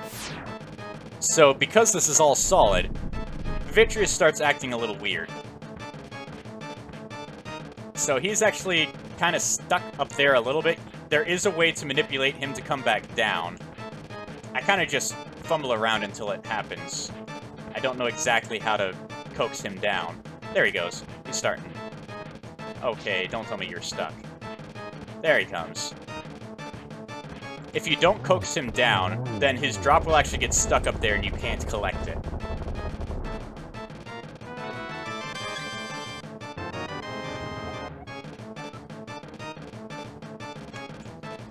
To answer your question, JC, no, I have no idea why Cold Stare wound up crashing the game for us when we collect the crystal.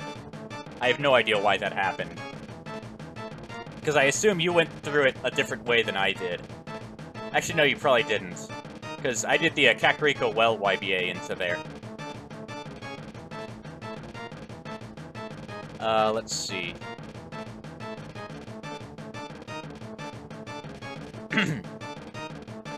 Anything else that I should cover?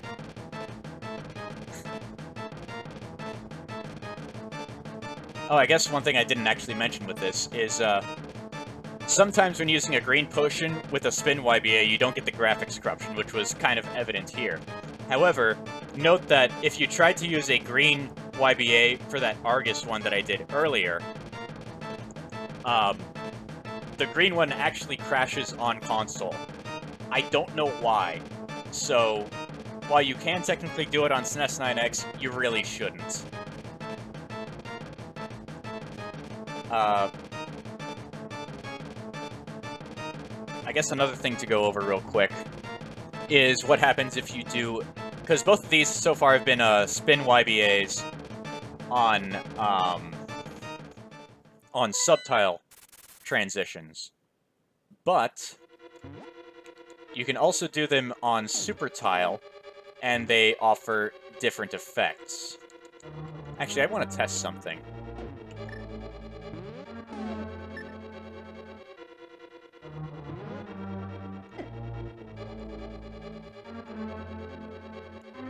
So let's go ahead and bring the map over to Skull Woods. So I'm going into this trap room here.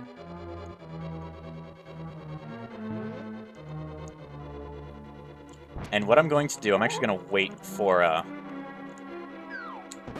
that guy. Oh, that didn't work out well, did it? I'm going to wait for him down here then. Excuse you. That wasn't nice. I only poked him. That wasn't smart.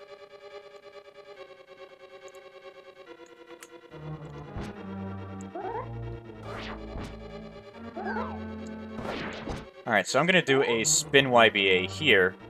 Actually, let's go ahead and save. So we do a spin YBA, we get the graphics corruption, but... let me see, I think I still have the script loaded. Do I? Oh, the game's a little corrupted, so it's not going to respond with that.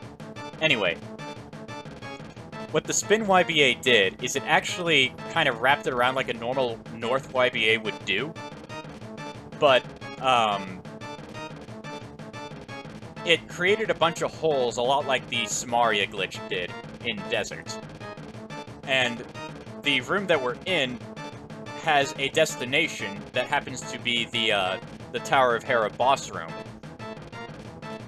And it's got only this room loaded, or rather it may have this room up here loaded as far as whether or not the pits damage you. So from here, I can actually fall down somewhere. And now we're actually in Hera, and the crystal drops. Now, right now I can't collect it, but I can actually go and use the stairs that are up over here. Then go back up and have it drop down again. And collect it. This is normally useless in vanilla because collecting a crystal in a pendant dungeon crashes the game, but it's pretty useful for randomizer. Let's see.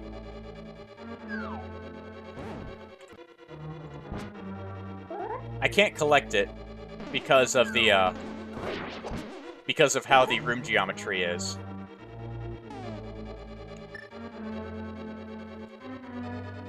Yeah, Samurai Prawn is saying the right thing there.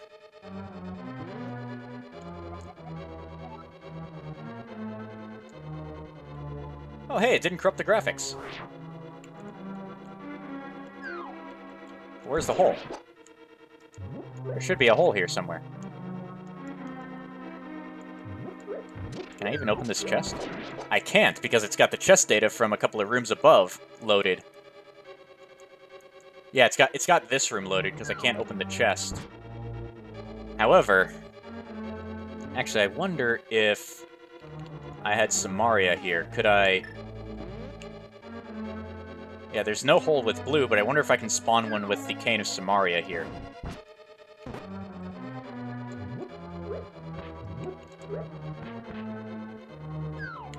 Nope. That didn't work. Yeah, no hole with blue. That's kind of interesting, though. I wonder if... No, that probably wouldn't work with the Cold Stare one, then, using a blue there. I guess let me go ahead and show that one off. Because that's one of the other useful spin YBAs.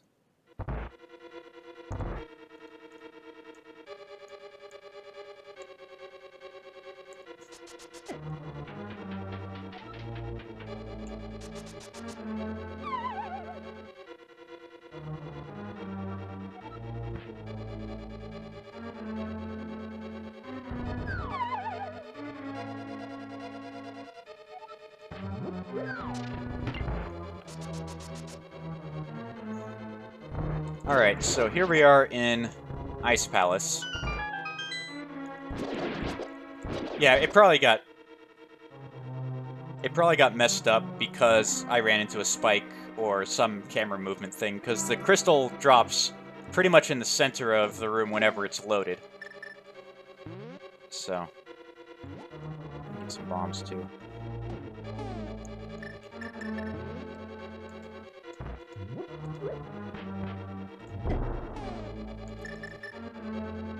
So this is actually a really nice YBA because it allows you to get to the Cold Stare fight without the hammer or the glove that you would normally need to get down to the hole in the bottom left there.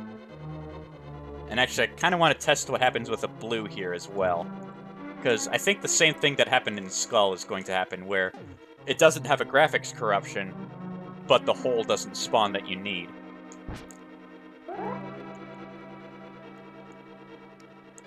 So we get the graphics corruption, and we fall down the hole, which brings us to Cold Stare. Now let me try the blue.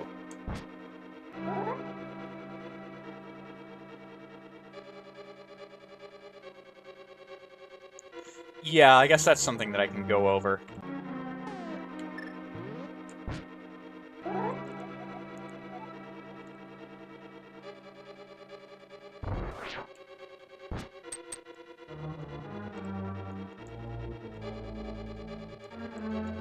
It's not even letting me slash my sword. I have no idea where I am.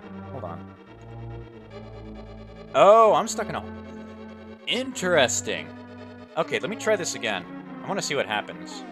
What happens to Link here, because this is weird.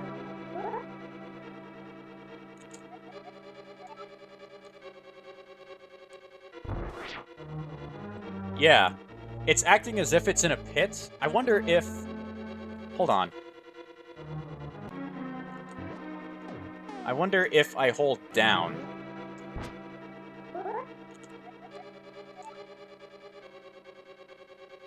Oh, I didn't get it. I didn't get it right there.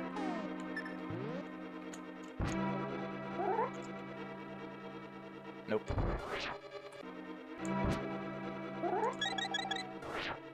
Nope. Come on. I didn't get the spin, though.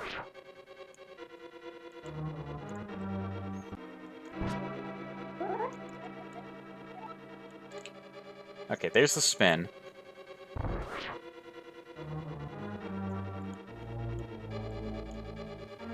Yeah, there's no way you can get the hole to work right there. And you just get kind of stuck. So the blue potion doesn't work for it, only red, which will give you the graphics corruption and all that.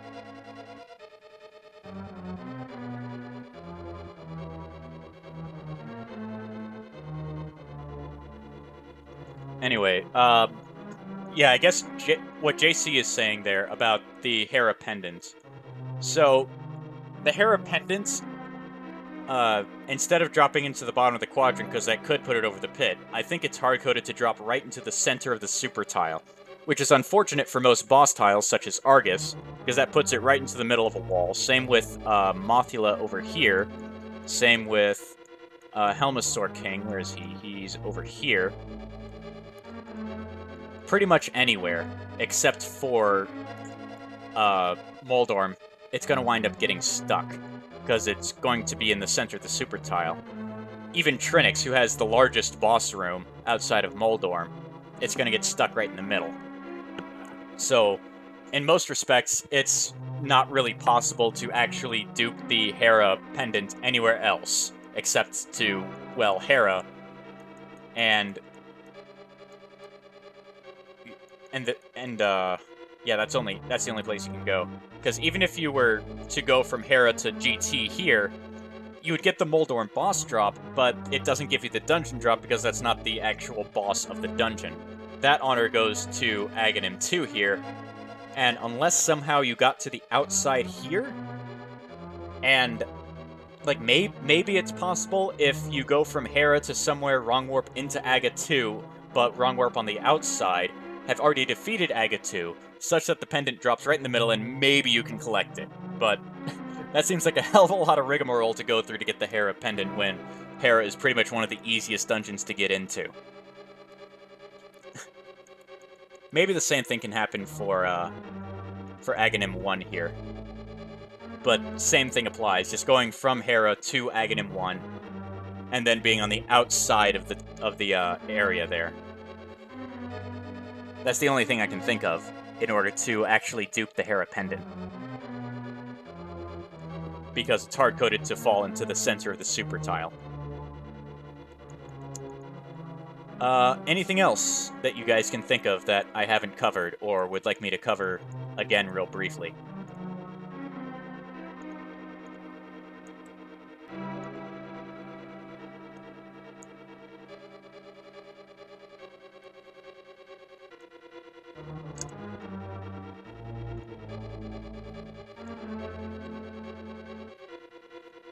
Because I think I've gone through at least the basics of how a lot of the YBAs work.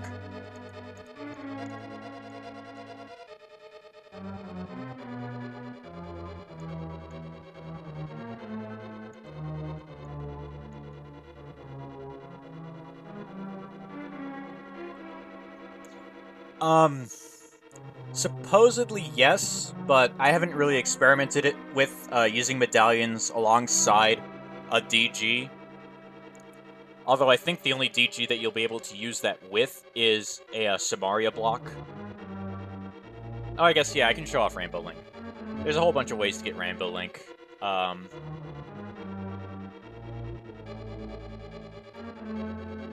There's a bunch of ways. I'll show a couple. Rainbow Link is basically whenever you fall into a room that has some sort of transparency effect to it.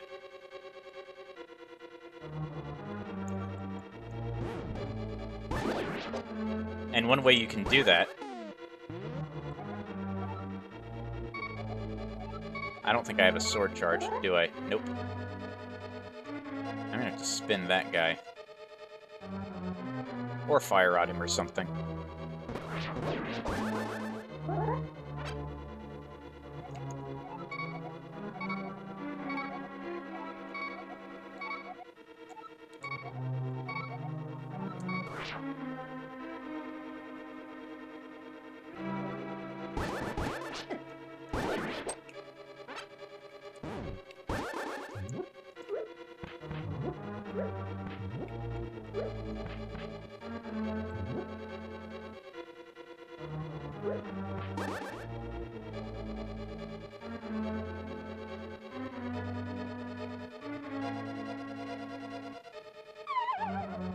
So here we go, we fall into a room with the transparency effect, and we get Rainbow Link.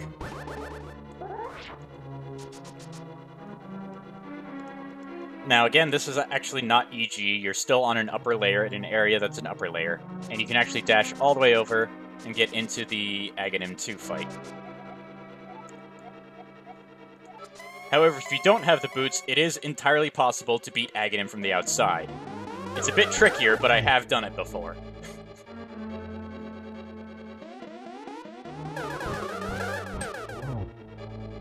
Let's see, I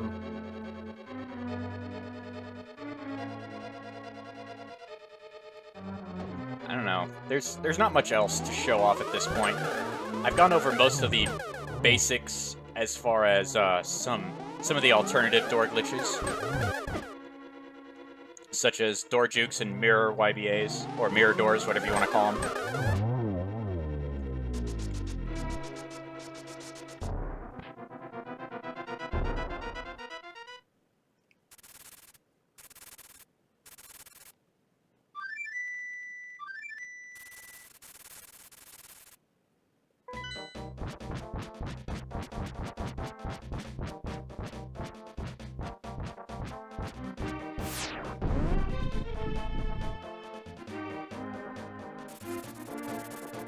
Actually, you know what? There is something else I can show off right now. One thing that doesn't really have a whole lot of explanation behind it. Let's talk about overworld YBAs, specifically ones that are not fake flutes. Let's go get some... Actually, I can get potions wherever I want. I actually want to be in the Dark World, but where? I guess we'll show it off here.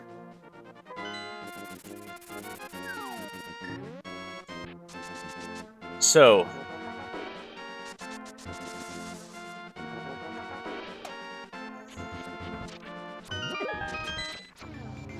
unlike in dungeons, overworld YBAs have the same effect no matter what. Actually, they have the same effect. There are some things that change. Specifically, what changes depends on whether or not you're going to or from a larger overworld tile. Because as you can see in this image here, I've actually broken it up into where all the different overworld tiles are, and you can see clearly where the borders are. And yes, let's go stump the viewers. I actually don't know the exact positioning that I need to be to do that, but I know the basics of how to do it. So, let's get some potions.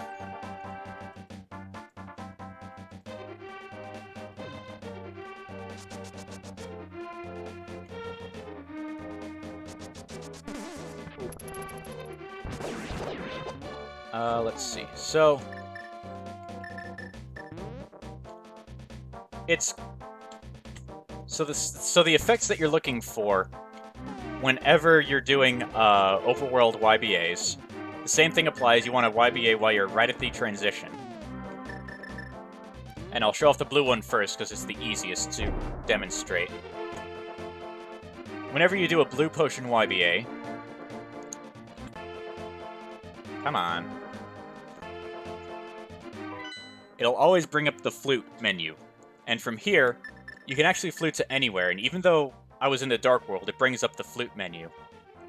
Now what happens whenever you choose one of these locations is that it loads up the Light World Overworld tile. Now, this is what is known as Fake Dark World, because you're in a Light World location, but the game hasn't transitioned out of the Dark World at all. The only time you get a world transition is if you get that big wavy thing that you get from the mirror, or stepping on a warp tile, or defeating Aghanim for the first time. Now, if I transition off of this screen, you'll see that I was over in the Light World Desert area, but now I'm over in the Dark World area next to Mire. And so now, I can actually get... Well, actually, I kind of screwed this up a little bit. But I'm over in the Dark World now. So now I'm in the real Dark World, but it just has some elements that looks like it's in the Light World. That's not the right one. If you're in Fake Light World, if you want to go back to the real Light World, you can use a warp tile, or... You can, actually, no, you can use the real warp tile, or you can go transition to the real Dark World, then use the mirror. Additionally, if you find yourself in a Fake Light World, you can use the flute. And it works just the same. I still haven't had a world transition, so the game thinks I'm in the Dark World, even though I can load other Light World, tiles. So the same thing happens when I transition off. It puts me in the Dark World, as you can tell by this rope here. And the geometry down here with the arrow that you're supposed to hookshot across from. Let's see. This is the one I want. So now let's go over the other two YBAs. So right now, I'm over here in Flute Grove. When I YBA, I'm going to get the same prayer fade that you would get from the Underworld. Assuming I can get this right here.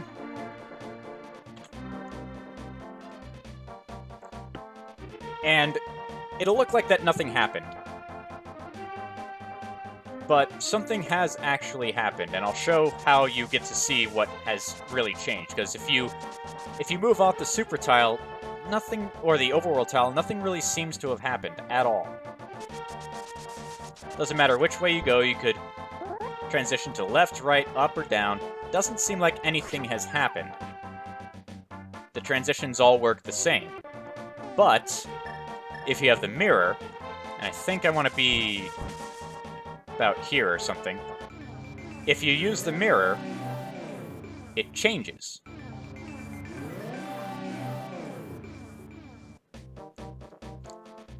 See, now, the game still thinks I'm over down south of the Flute Grove, but I've loaded the collision of the area above me. So that's what the YBA did. It loaded the collision of the area above me, but I needed something to force it to load, because nothing really did. And if I exit to the south here, you'll see that it has the same transitions as the area south of the Flute Grove, which will put me down into the area with the pegs and such, right outside of Mire. And yes, I know, I missed where Stump was. I think it was further down, like down here.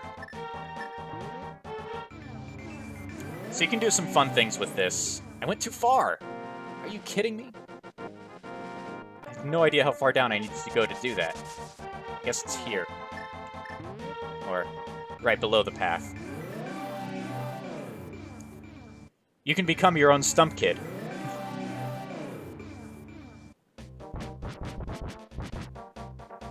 So that's kind of a fun thing you can do. But there are some more useful applications.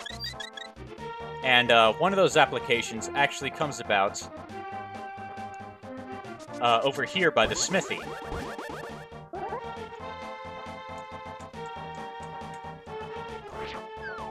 If I do a YBA to the south here, a non-blue YBA, you'll see it's a little bit different because I'm going from a smaller overworld tile to a larger one.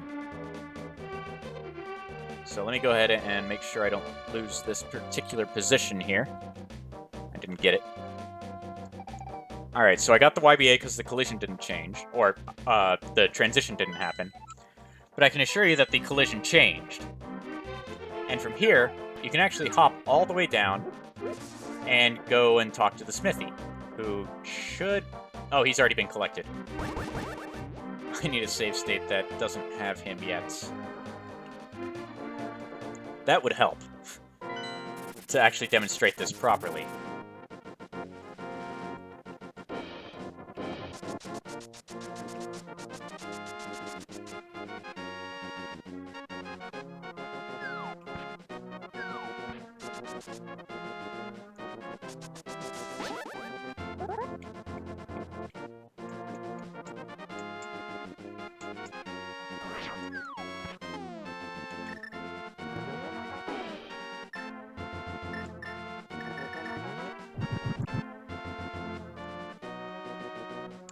Too far.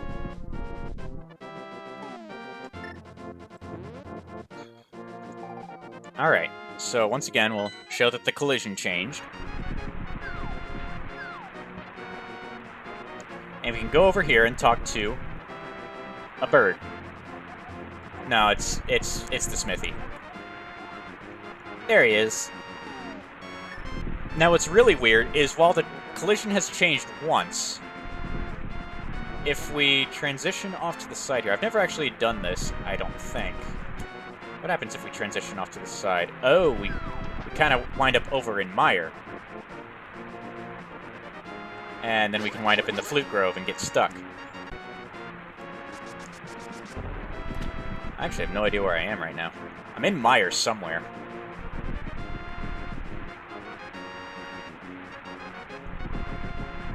Yeah, the map actually helps to change what the collision looks like. Okay, so there's actually a cave right around here, isn't there? Yeah. There's that cave. I actually can't get out of here from that. But, if instead of doing all that nonsense, you can see that the collision is a little bit different. In fact, it's actually looks like that it's about 2 blocks off. But if we mirror, we get a completely different set of collision. Now, no, we don't get the Bombos tablet, so we can't check that. I actually have no idea what's going to happen when I go all the way over here.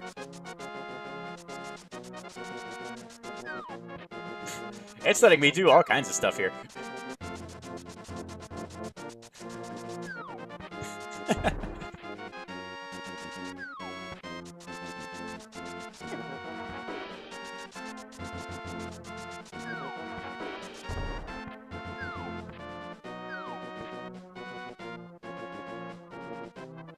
I have no idea where the game thinks I am.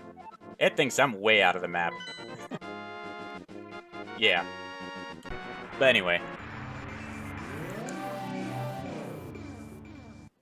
With this changed collision, we still technically have the same exit data, or the same transition data as the smithy here. So what we want to do is kind of be near over here, and we can transition up and be right in town. So if we go back and show it all at once, where it doesn't look really dumb. We can go up here. Oh, that wasn't the smithy again, was it?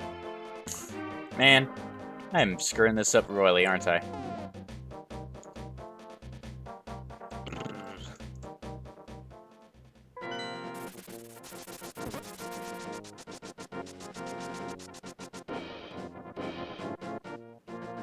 Let's go get our smithy friend again, who is over here.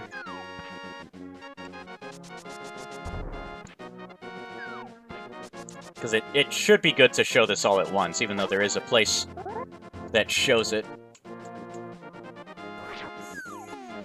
I need potions. Nah, not Somaria.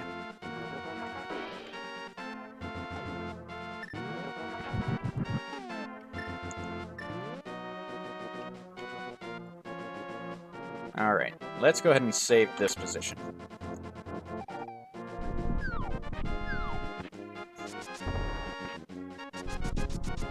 There's Smithy.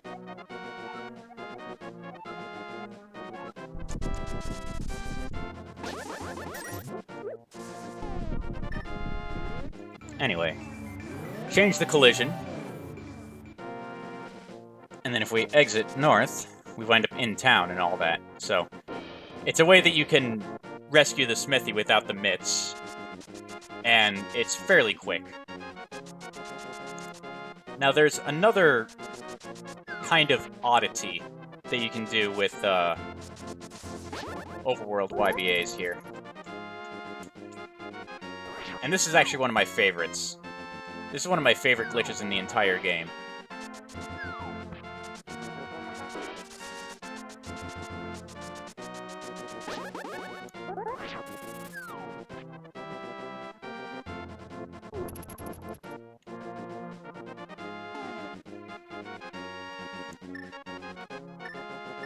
Actually, I'm going to take damage here and make sure I'm at the edge of... Ah, come on. Make sure I'm at the edge of the super tile here.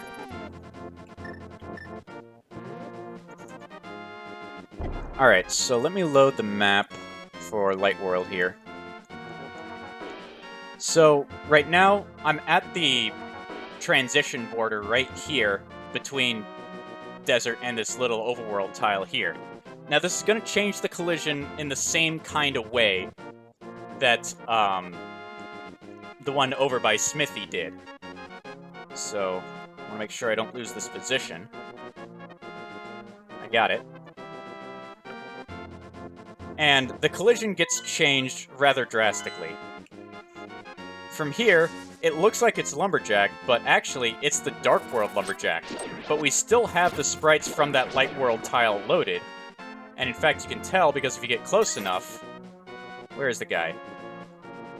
Oh, the guy's supposed to be here. There he is. Oh, I already have a follower. That's why he's not harassing me here. But if I didn't have the Smithy with me, his sign never loaded, and so he would start following you around for this super tile. It's kind of weird. Now, what's also weird is that because the YBA kind of loaded some data from the desert super tile, there's this particular bush right here that has something hidden underneath it, even though it is this bush here, because there's one right next to it over here, but it has a warp tile. This is a way that you can get to the Dark World without the gloves or the hammer, and it brings you with the same collision as the bottom of Mire, but if you exit to the north, it has the same transition data as before, except we did a world transition, so now it's in the Dark World. This is one of the weirdest things that I have ever come across, is this particular overworld YBA. And the thing is, it may seem kind of weird as far as which set of collisions gets loaded whenever you YBA into a larger overworld tile, but what you can do to kind of guess what happened is basically take this large overworld tile and set it so that the upper left corner is wherever you YBA. Or, yeah, where the upper left corner is at the upper left of whatever tile you YBA'd from. And you can kind of see what happened. So, if we go to... if we go to the... I guess we can show it here. But, in the Light World, I did a YBA going from this tile over to here. So, what happened is it loaded the collision from some tile that was here and the two below it. Well, it kind of wrapped the screen and grabbed this tile, which happens to be below where the Light World Desert is. Because the way the maps are kind of in the entire game is that it has Light World is above, Dark World is above, like the forest and Zora's Domain and all that. So, below this particular tile is the Lumberjack. which you can tell because it's like in the same column and all that. And in fact, we can kind of see the same thing if we look at the Smithy YBA here, where if we go in YBA South, it loads this. It loads the size of the Meyer super large overworld tile and sets it here, and then has the collision of this tile over here.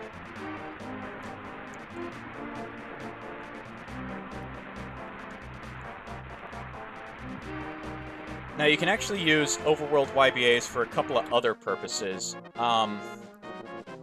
Let's see, where do I want to go with this one? Let's go to... When do you get... Yeah, let's go here.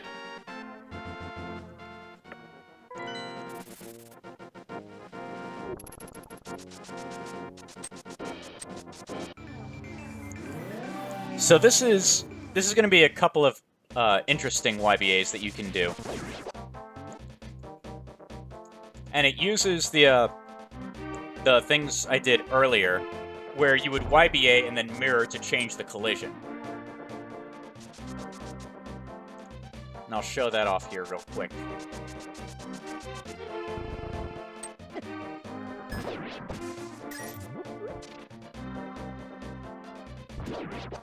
Alright, so I'm gonna get right to the edge of this overworld tile. So if we move our map to where that is, I'm gonna load the tile to the left and mirror and get this tile's collision.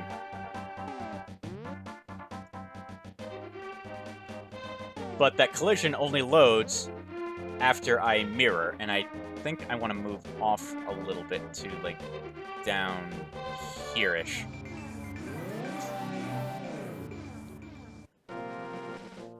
And now I actually want to go back to the Dark World. So now I've got the collision of the Witch's Hut in the Dark World loaded, but I still have the transition data of the river. So what that lets me do is use the transition to move all the way over to the graveyard area, which bypasses a hookshot requirement and such. And this works going north, south, east, west, meaning that you could bypass this hammer bridge by loading the Dark World Link's house and then just transitioning north by using a YBA in the mirror. And this is also useful for getting the Bumper Cave Ledge item without the cape or boots or anything.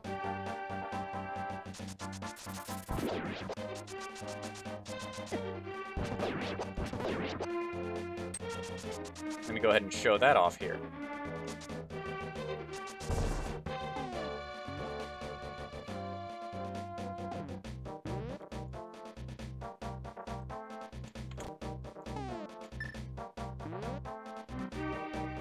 Alright, so we go over to Bumper Cave, we load the tile below us, or we go up to the Lumberjack, the Dark World Lumberjack, we load the data of the Bumper Cave.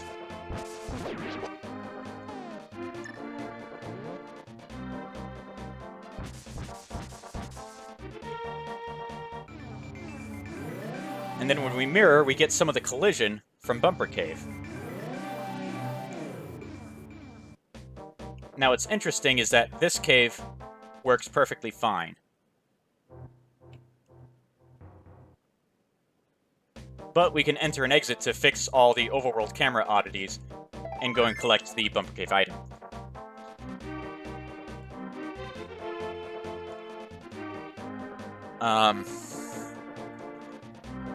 Where did you try that Mirror YBA, JC? Where did you try that?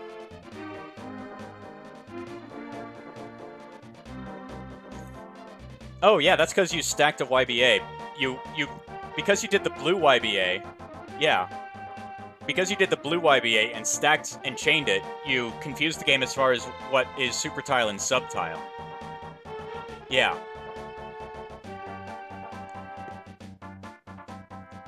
Because you did that one YBA and then essentially did another one, you were chaining it, and thus the chain kind of swapped the roles of the doorway. I went over that in the Meyer area a bit, but that is something to note that, yeah, since a mirror door works on a super tile, whenever you can trick the game into thinking it is a super tile border, you can do that within a dungeon.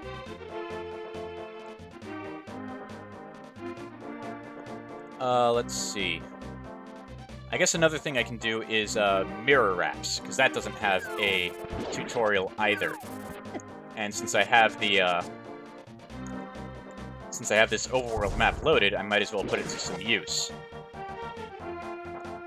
So, mirror wraps are fun little things.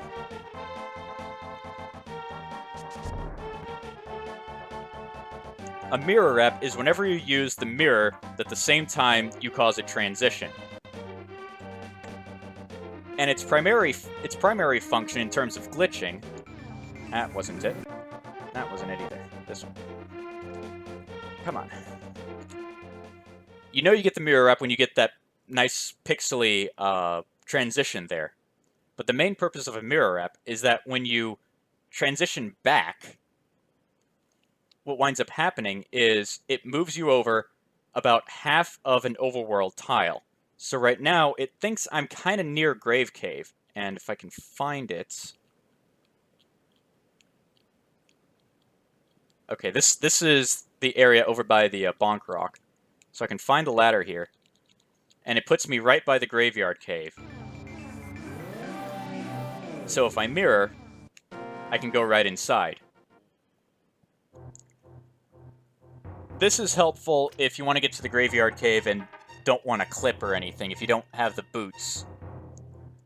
And you do have the mirror. It's a way you can get there, because you just have to DMD, get over to the graveyard area, and then do the mirror wrap. Now, since that was not a multi-exit cave, my camera didn't get fixed. So it's usually not that effective. But one of my favorite applications for the mirror YB, the mirror wrap.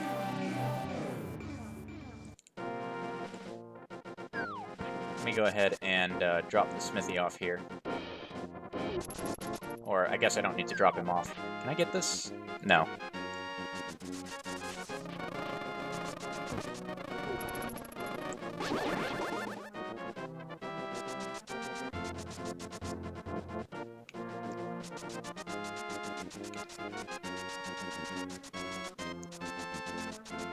There is a way that you can reset the camera after the transition, but you'd probably have to do it in the light world. And that's kind of what I'm going to show off here, because I actually know how this one works.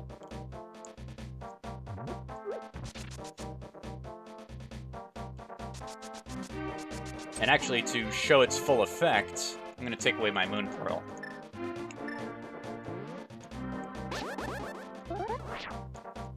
And then I'm going to go into a house somewhere.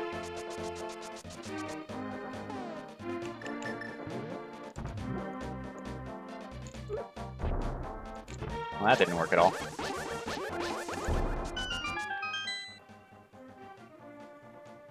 So the full effect of this one is, I'm a bunny. Let's pretend that I never got the Moon Pearl, I don't have the Smithy with me. Oh, bonking would get rid of it? Okay. Maybe. I'm not sure. I know that entering and exiting a place will do it, so whatever. Now, it's a little trickier to get to the edge of the screen as a bunny. But if you do this over by the Flute Grove... Man, this is not going well for me. I'm going a little too far. Okay, that should be good. So let's look at the stump area. If I do this mirror wrap, it'll actually put me in the middle of this tile, which is within the Flute Grove. That's not it. That's not it at all.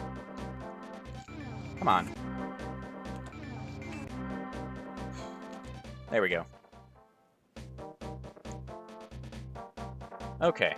So now it looks kind of weird. It again kind of looks like I have the next area overloaded. But I can mirror go to the light world and then make my way out of this overworld area somehow. There we go. And what I can do is I can kind of lock the screen.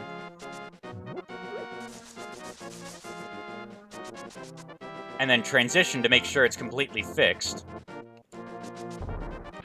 Then I can go back. Actually, I need to get rid of my flute here. Otherwise, I don't think this is going to work right.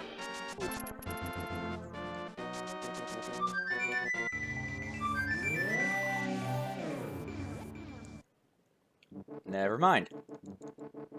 I had it for too long. But anyway, you can get into the Flute Grove as a bunny and talk to this guy. And when you talk to him, it actually gives you a Super Bunny state. And from there, you can dash out and go get a Link state from a... And in fact, let me show what happens with a Super Bunny. I need to take damage or something. No, I need to use magic. That'll work. I should show what happens with a Super Bunny.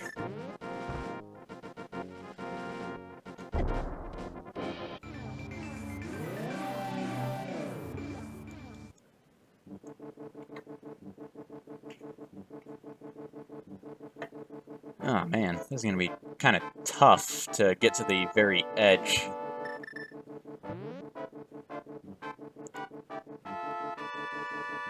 Man. Let's see if that works. That would have. There we go. So, talking to an NPC to get an item, or using a fake flute YBA, will give you a Super Bunny state, which allows you to dash, slash your sword, pick up objects, although the bunny immediately throws them. But if you manage to get to a pullable statue or tree or something as a Super Bunny, it'll turn you into Link. However, you can lose your Super Bunny. Come on. There we go. You can lose your Super Bunny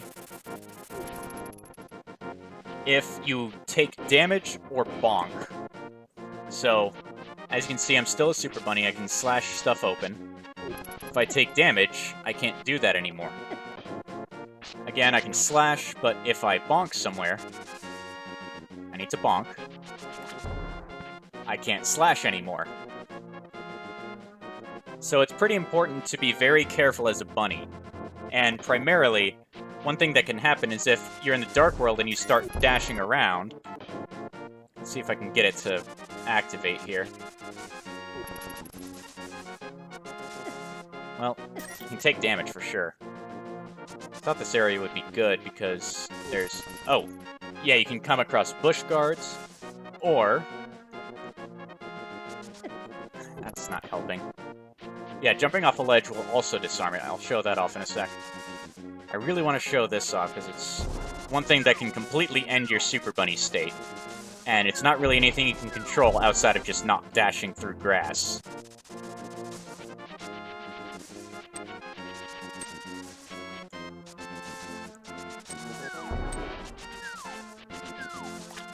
Man, they are shy today. Wish I could get this luck otherwise.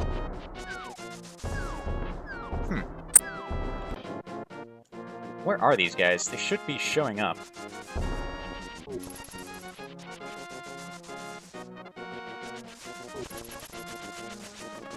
Okay, bees. Bees are another thing that can happen.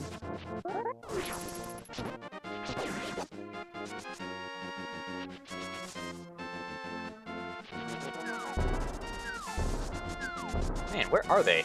I'm having no luck running into them.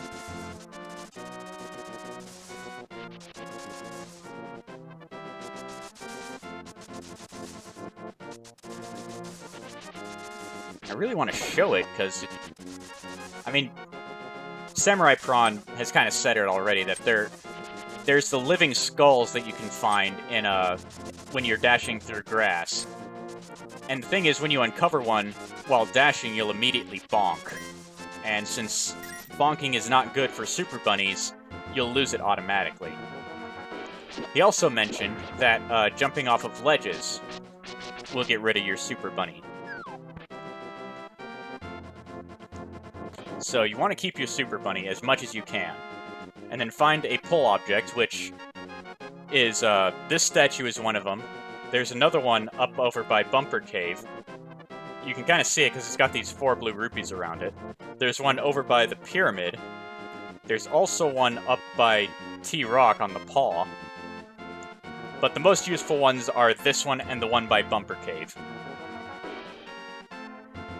But as you can see, I don't have a pearl, but I am a Link.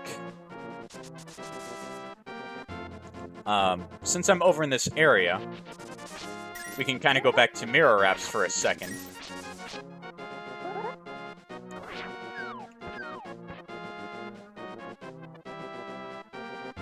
And if I can get to the edge here,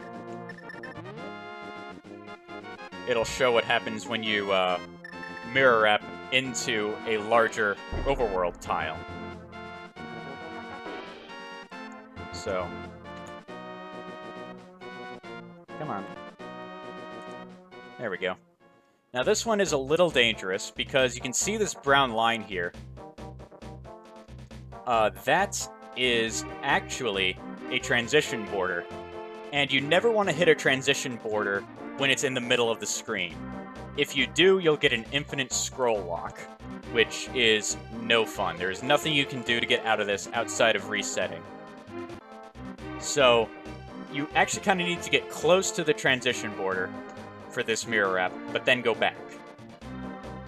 From there, it actually brought me past this kind of overworld section, all the way into the middle of this one. So it brought me all the way over to here, kind of to where the picket is. And from there, you can work your way over to being inside of Ice Palace. But the smithy isn't going to let me in there. I also seem to have activated a Link Bunny state. I can't swing my sword, but I can use my items. I can do a gliding hammer.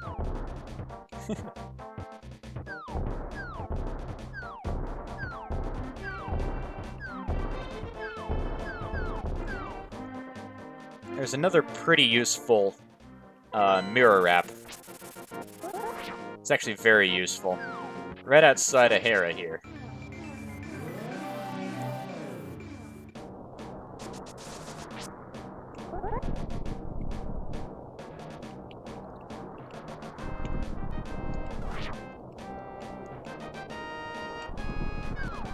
I didn't get the easy setup, but I kind of wasn't going for it.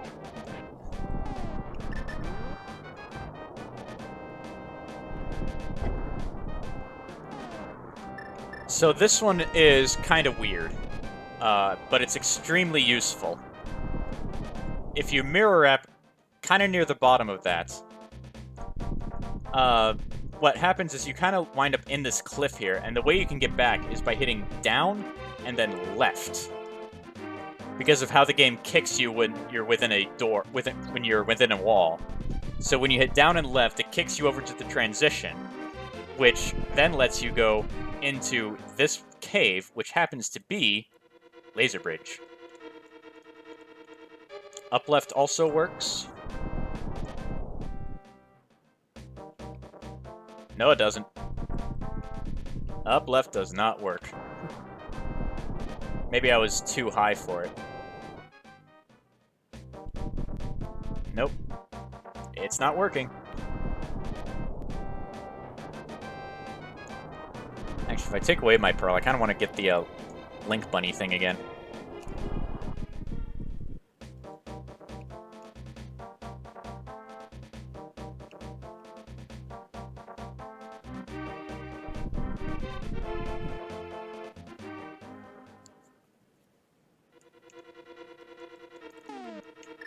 I don't have any bombs.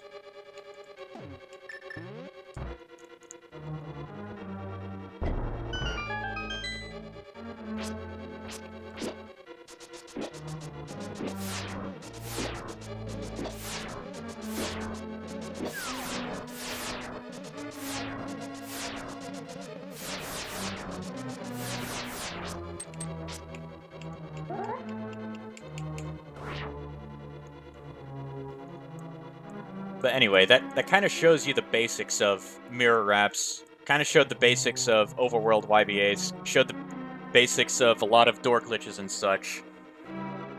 I mean, I showed run warps and kind of what happens with them as far as the pit damage flag. At least when I was doing all the Somaria stuff in desert. What else? There's probably more stuff. There's just so much. And this is kind of just a brief overview on what you can do with it, so you kind of know what to expect when you start experimenting. But there's a whole spreadsheet that Samurai, Prawn, JC, and I put together, the YBA compendium. And actually, let me go ahead and put a link to that in here. And I should probably put that in the description as well for the highlight whenever I make that. But overall, I think that's just about everything I want to cover. There's still some other things that I didn't cover. I didn't go over quadrant sword spin offset or anything like that. But I'm getting kind of tired right now. This was a lot to try to get through, and I think I covered most of it. I got a lot of stuff for the underworld and the dungeons and such. So, thanks for keeping me on track a little bit, reminding me of things that I need to tell people.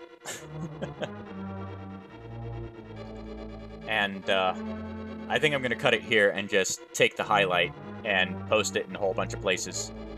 So, thanks for watching, and hopefully you can experiment with this stuff on your own.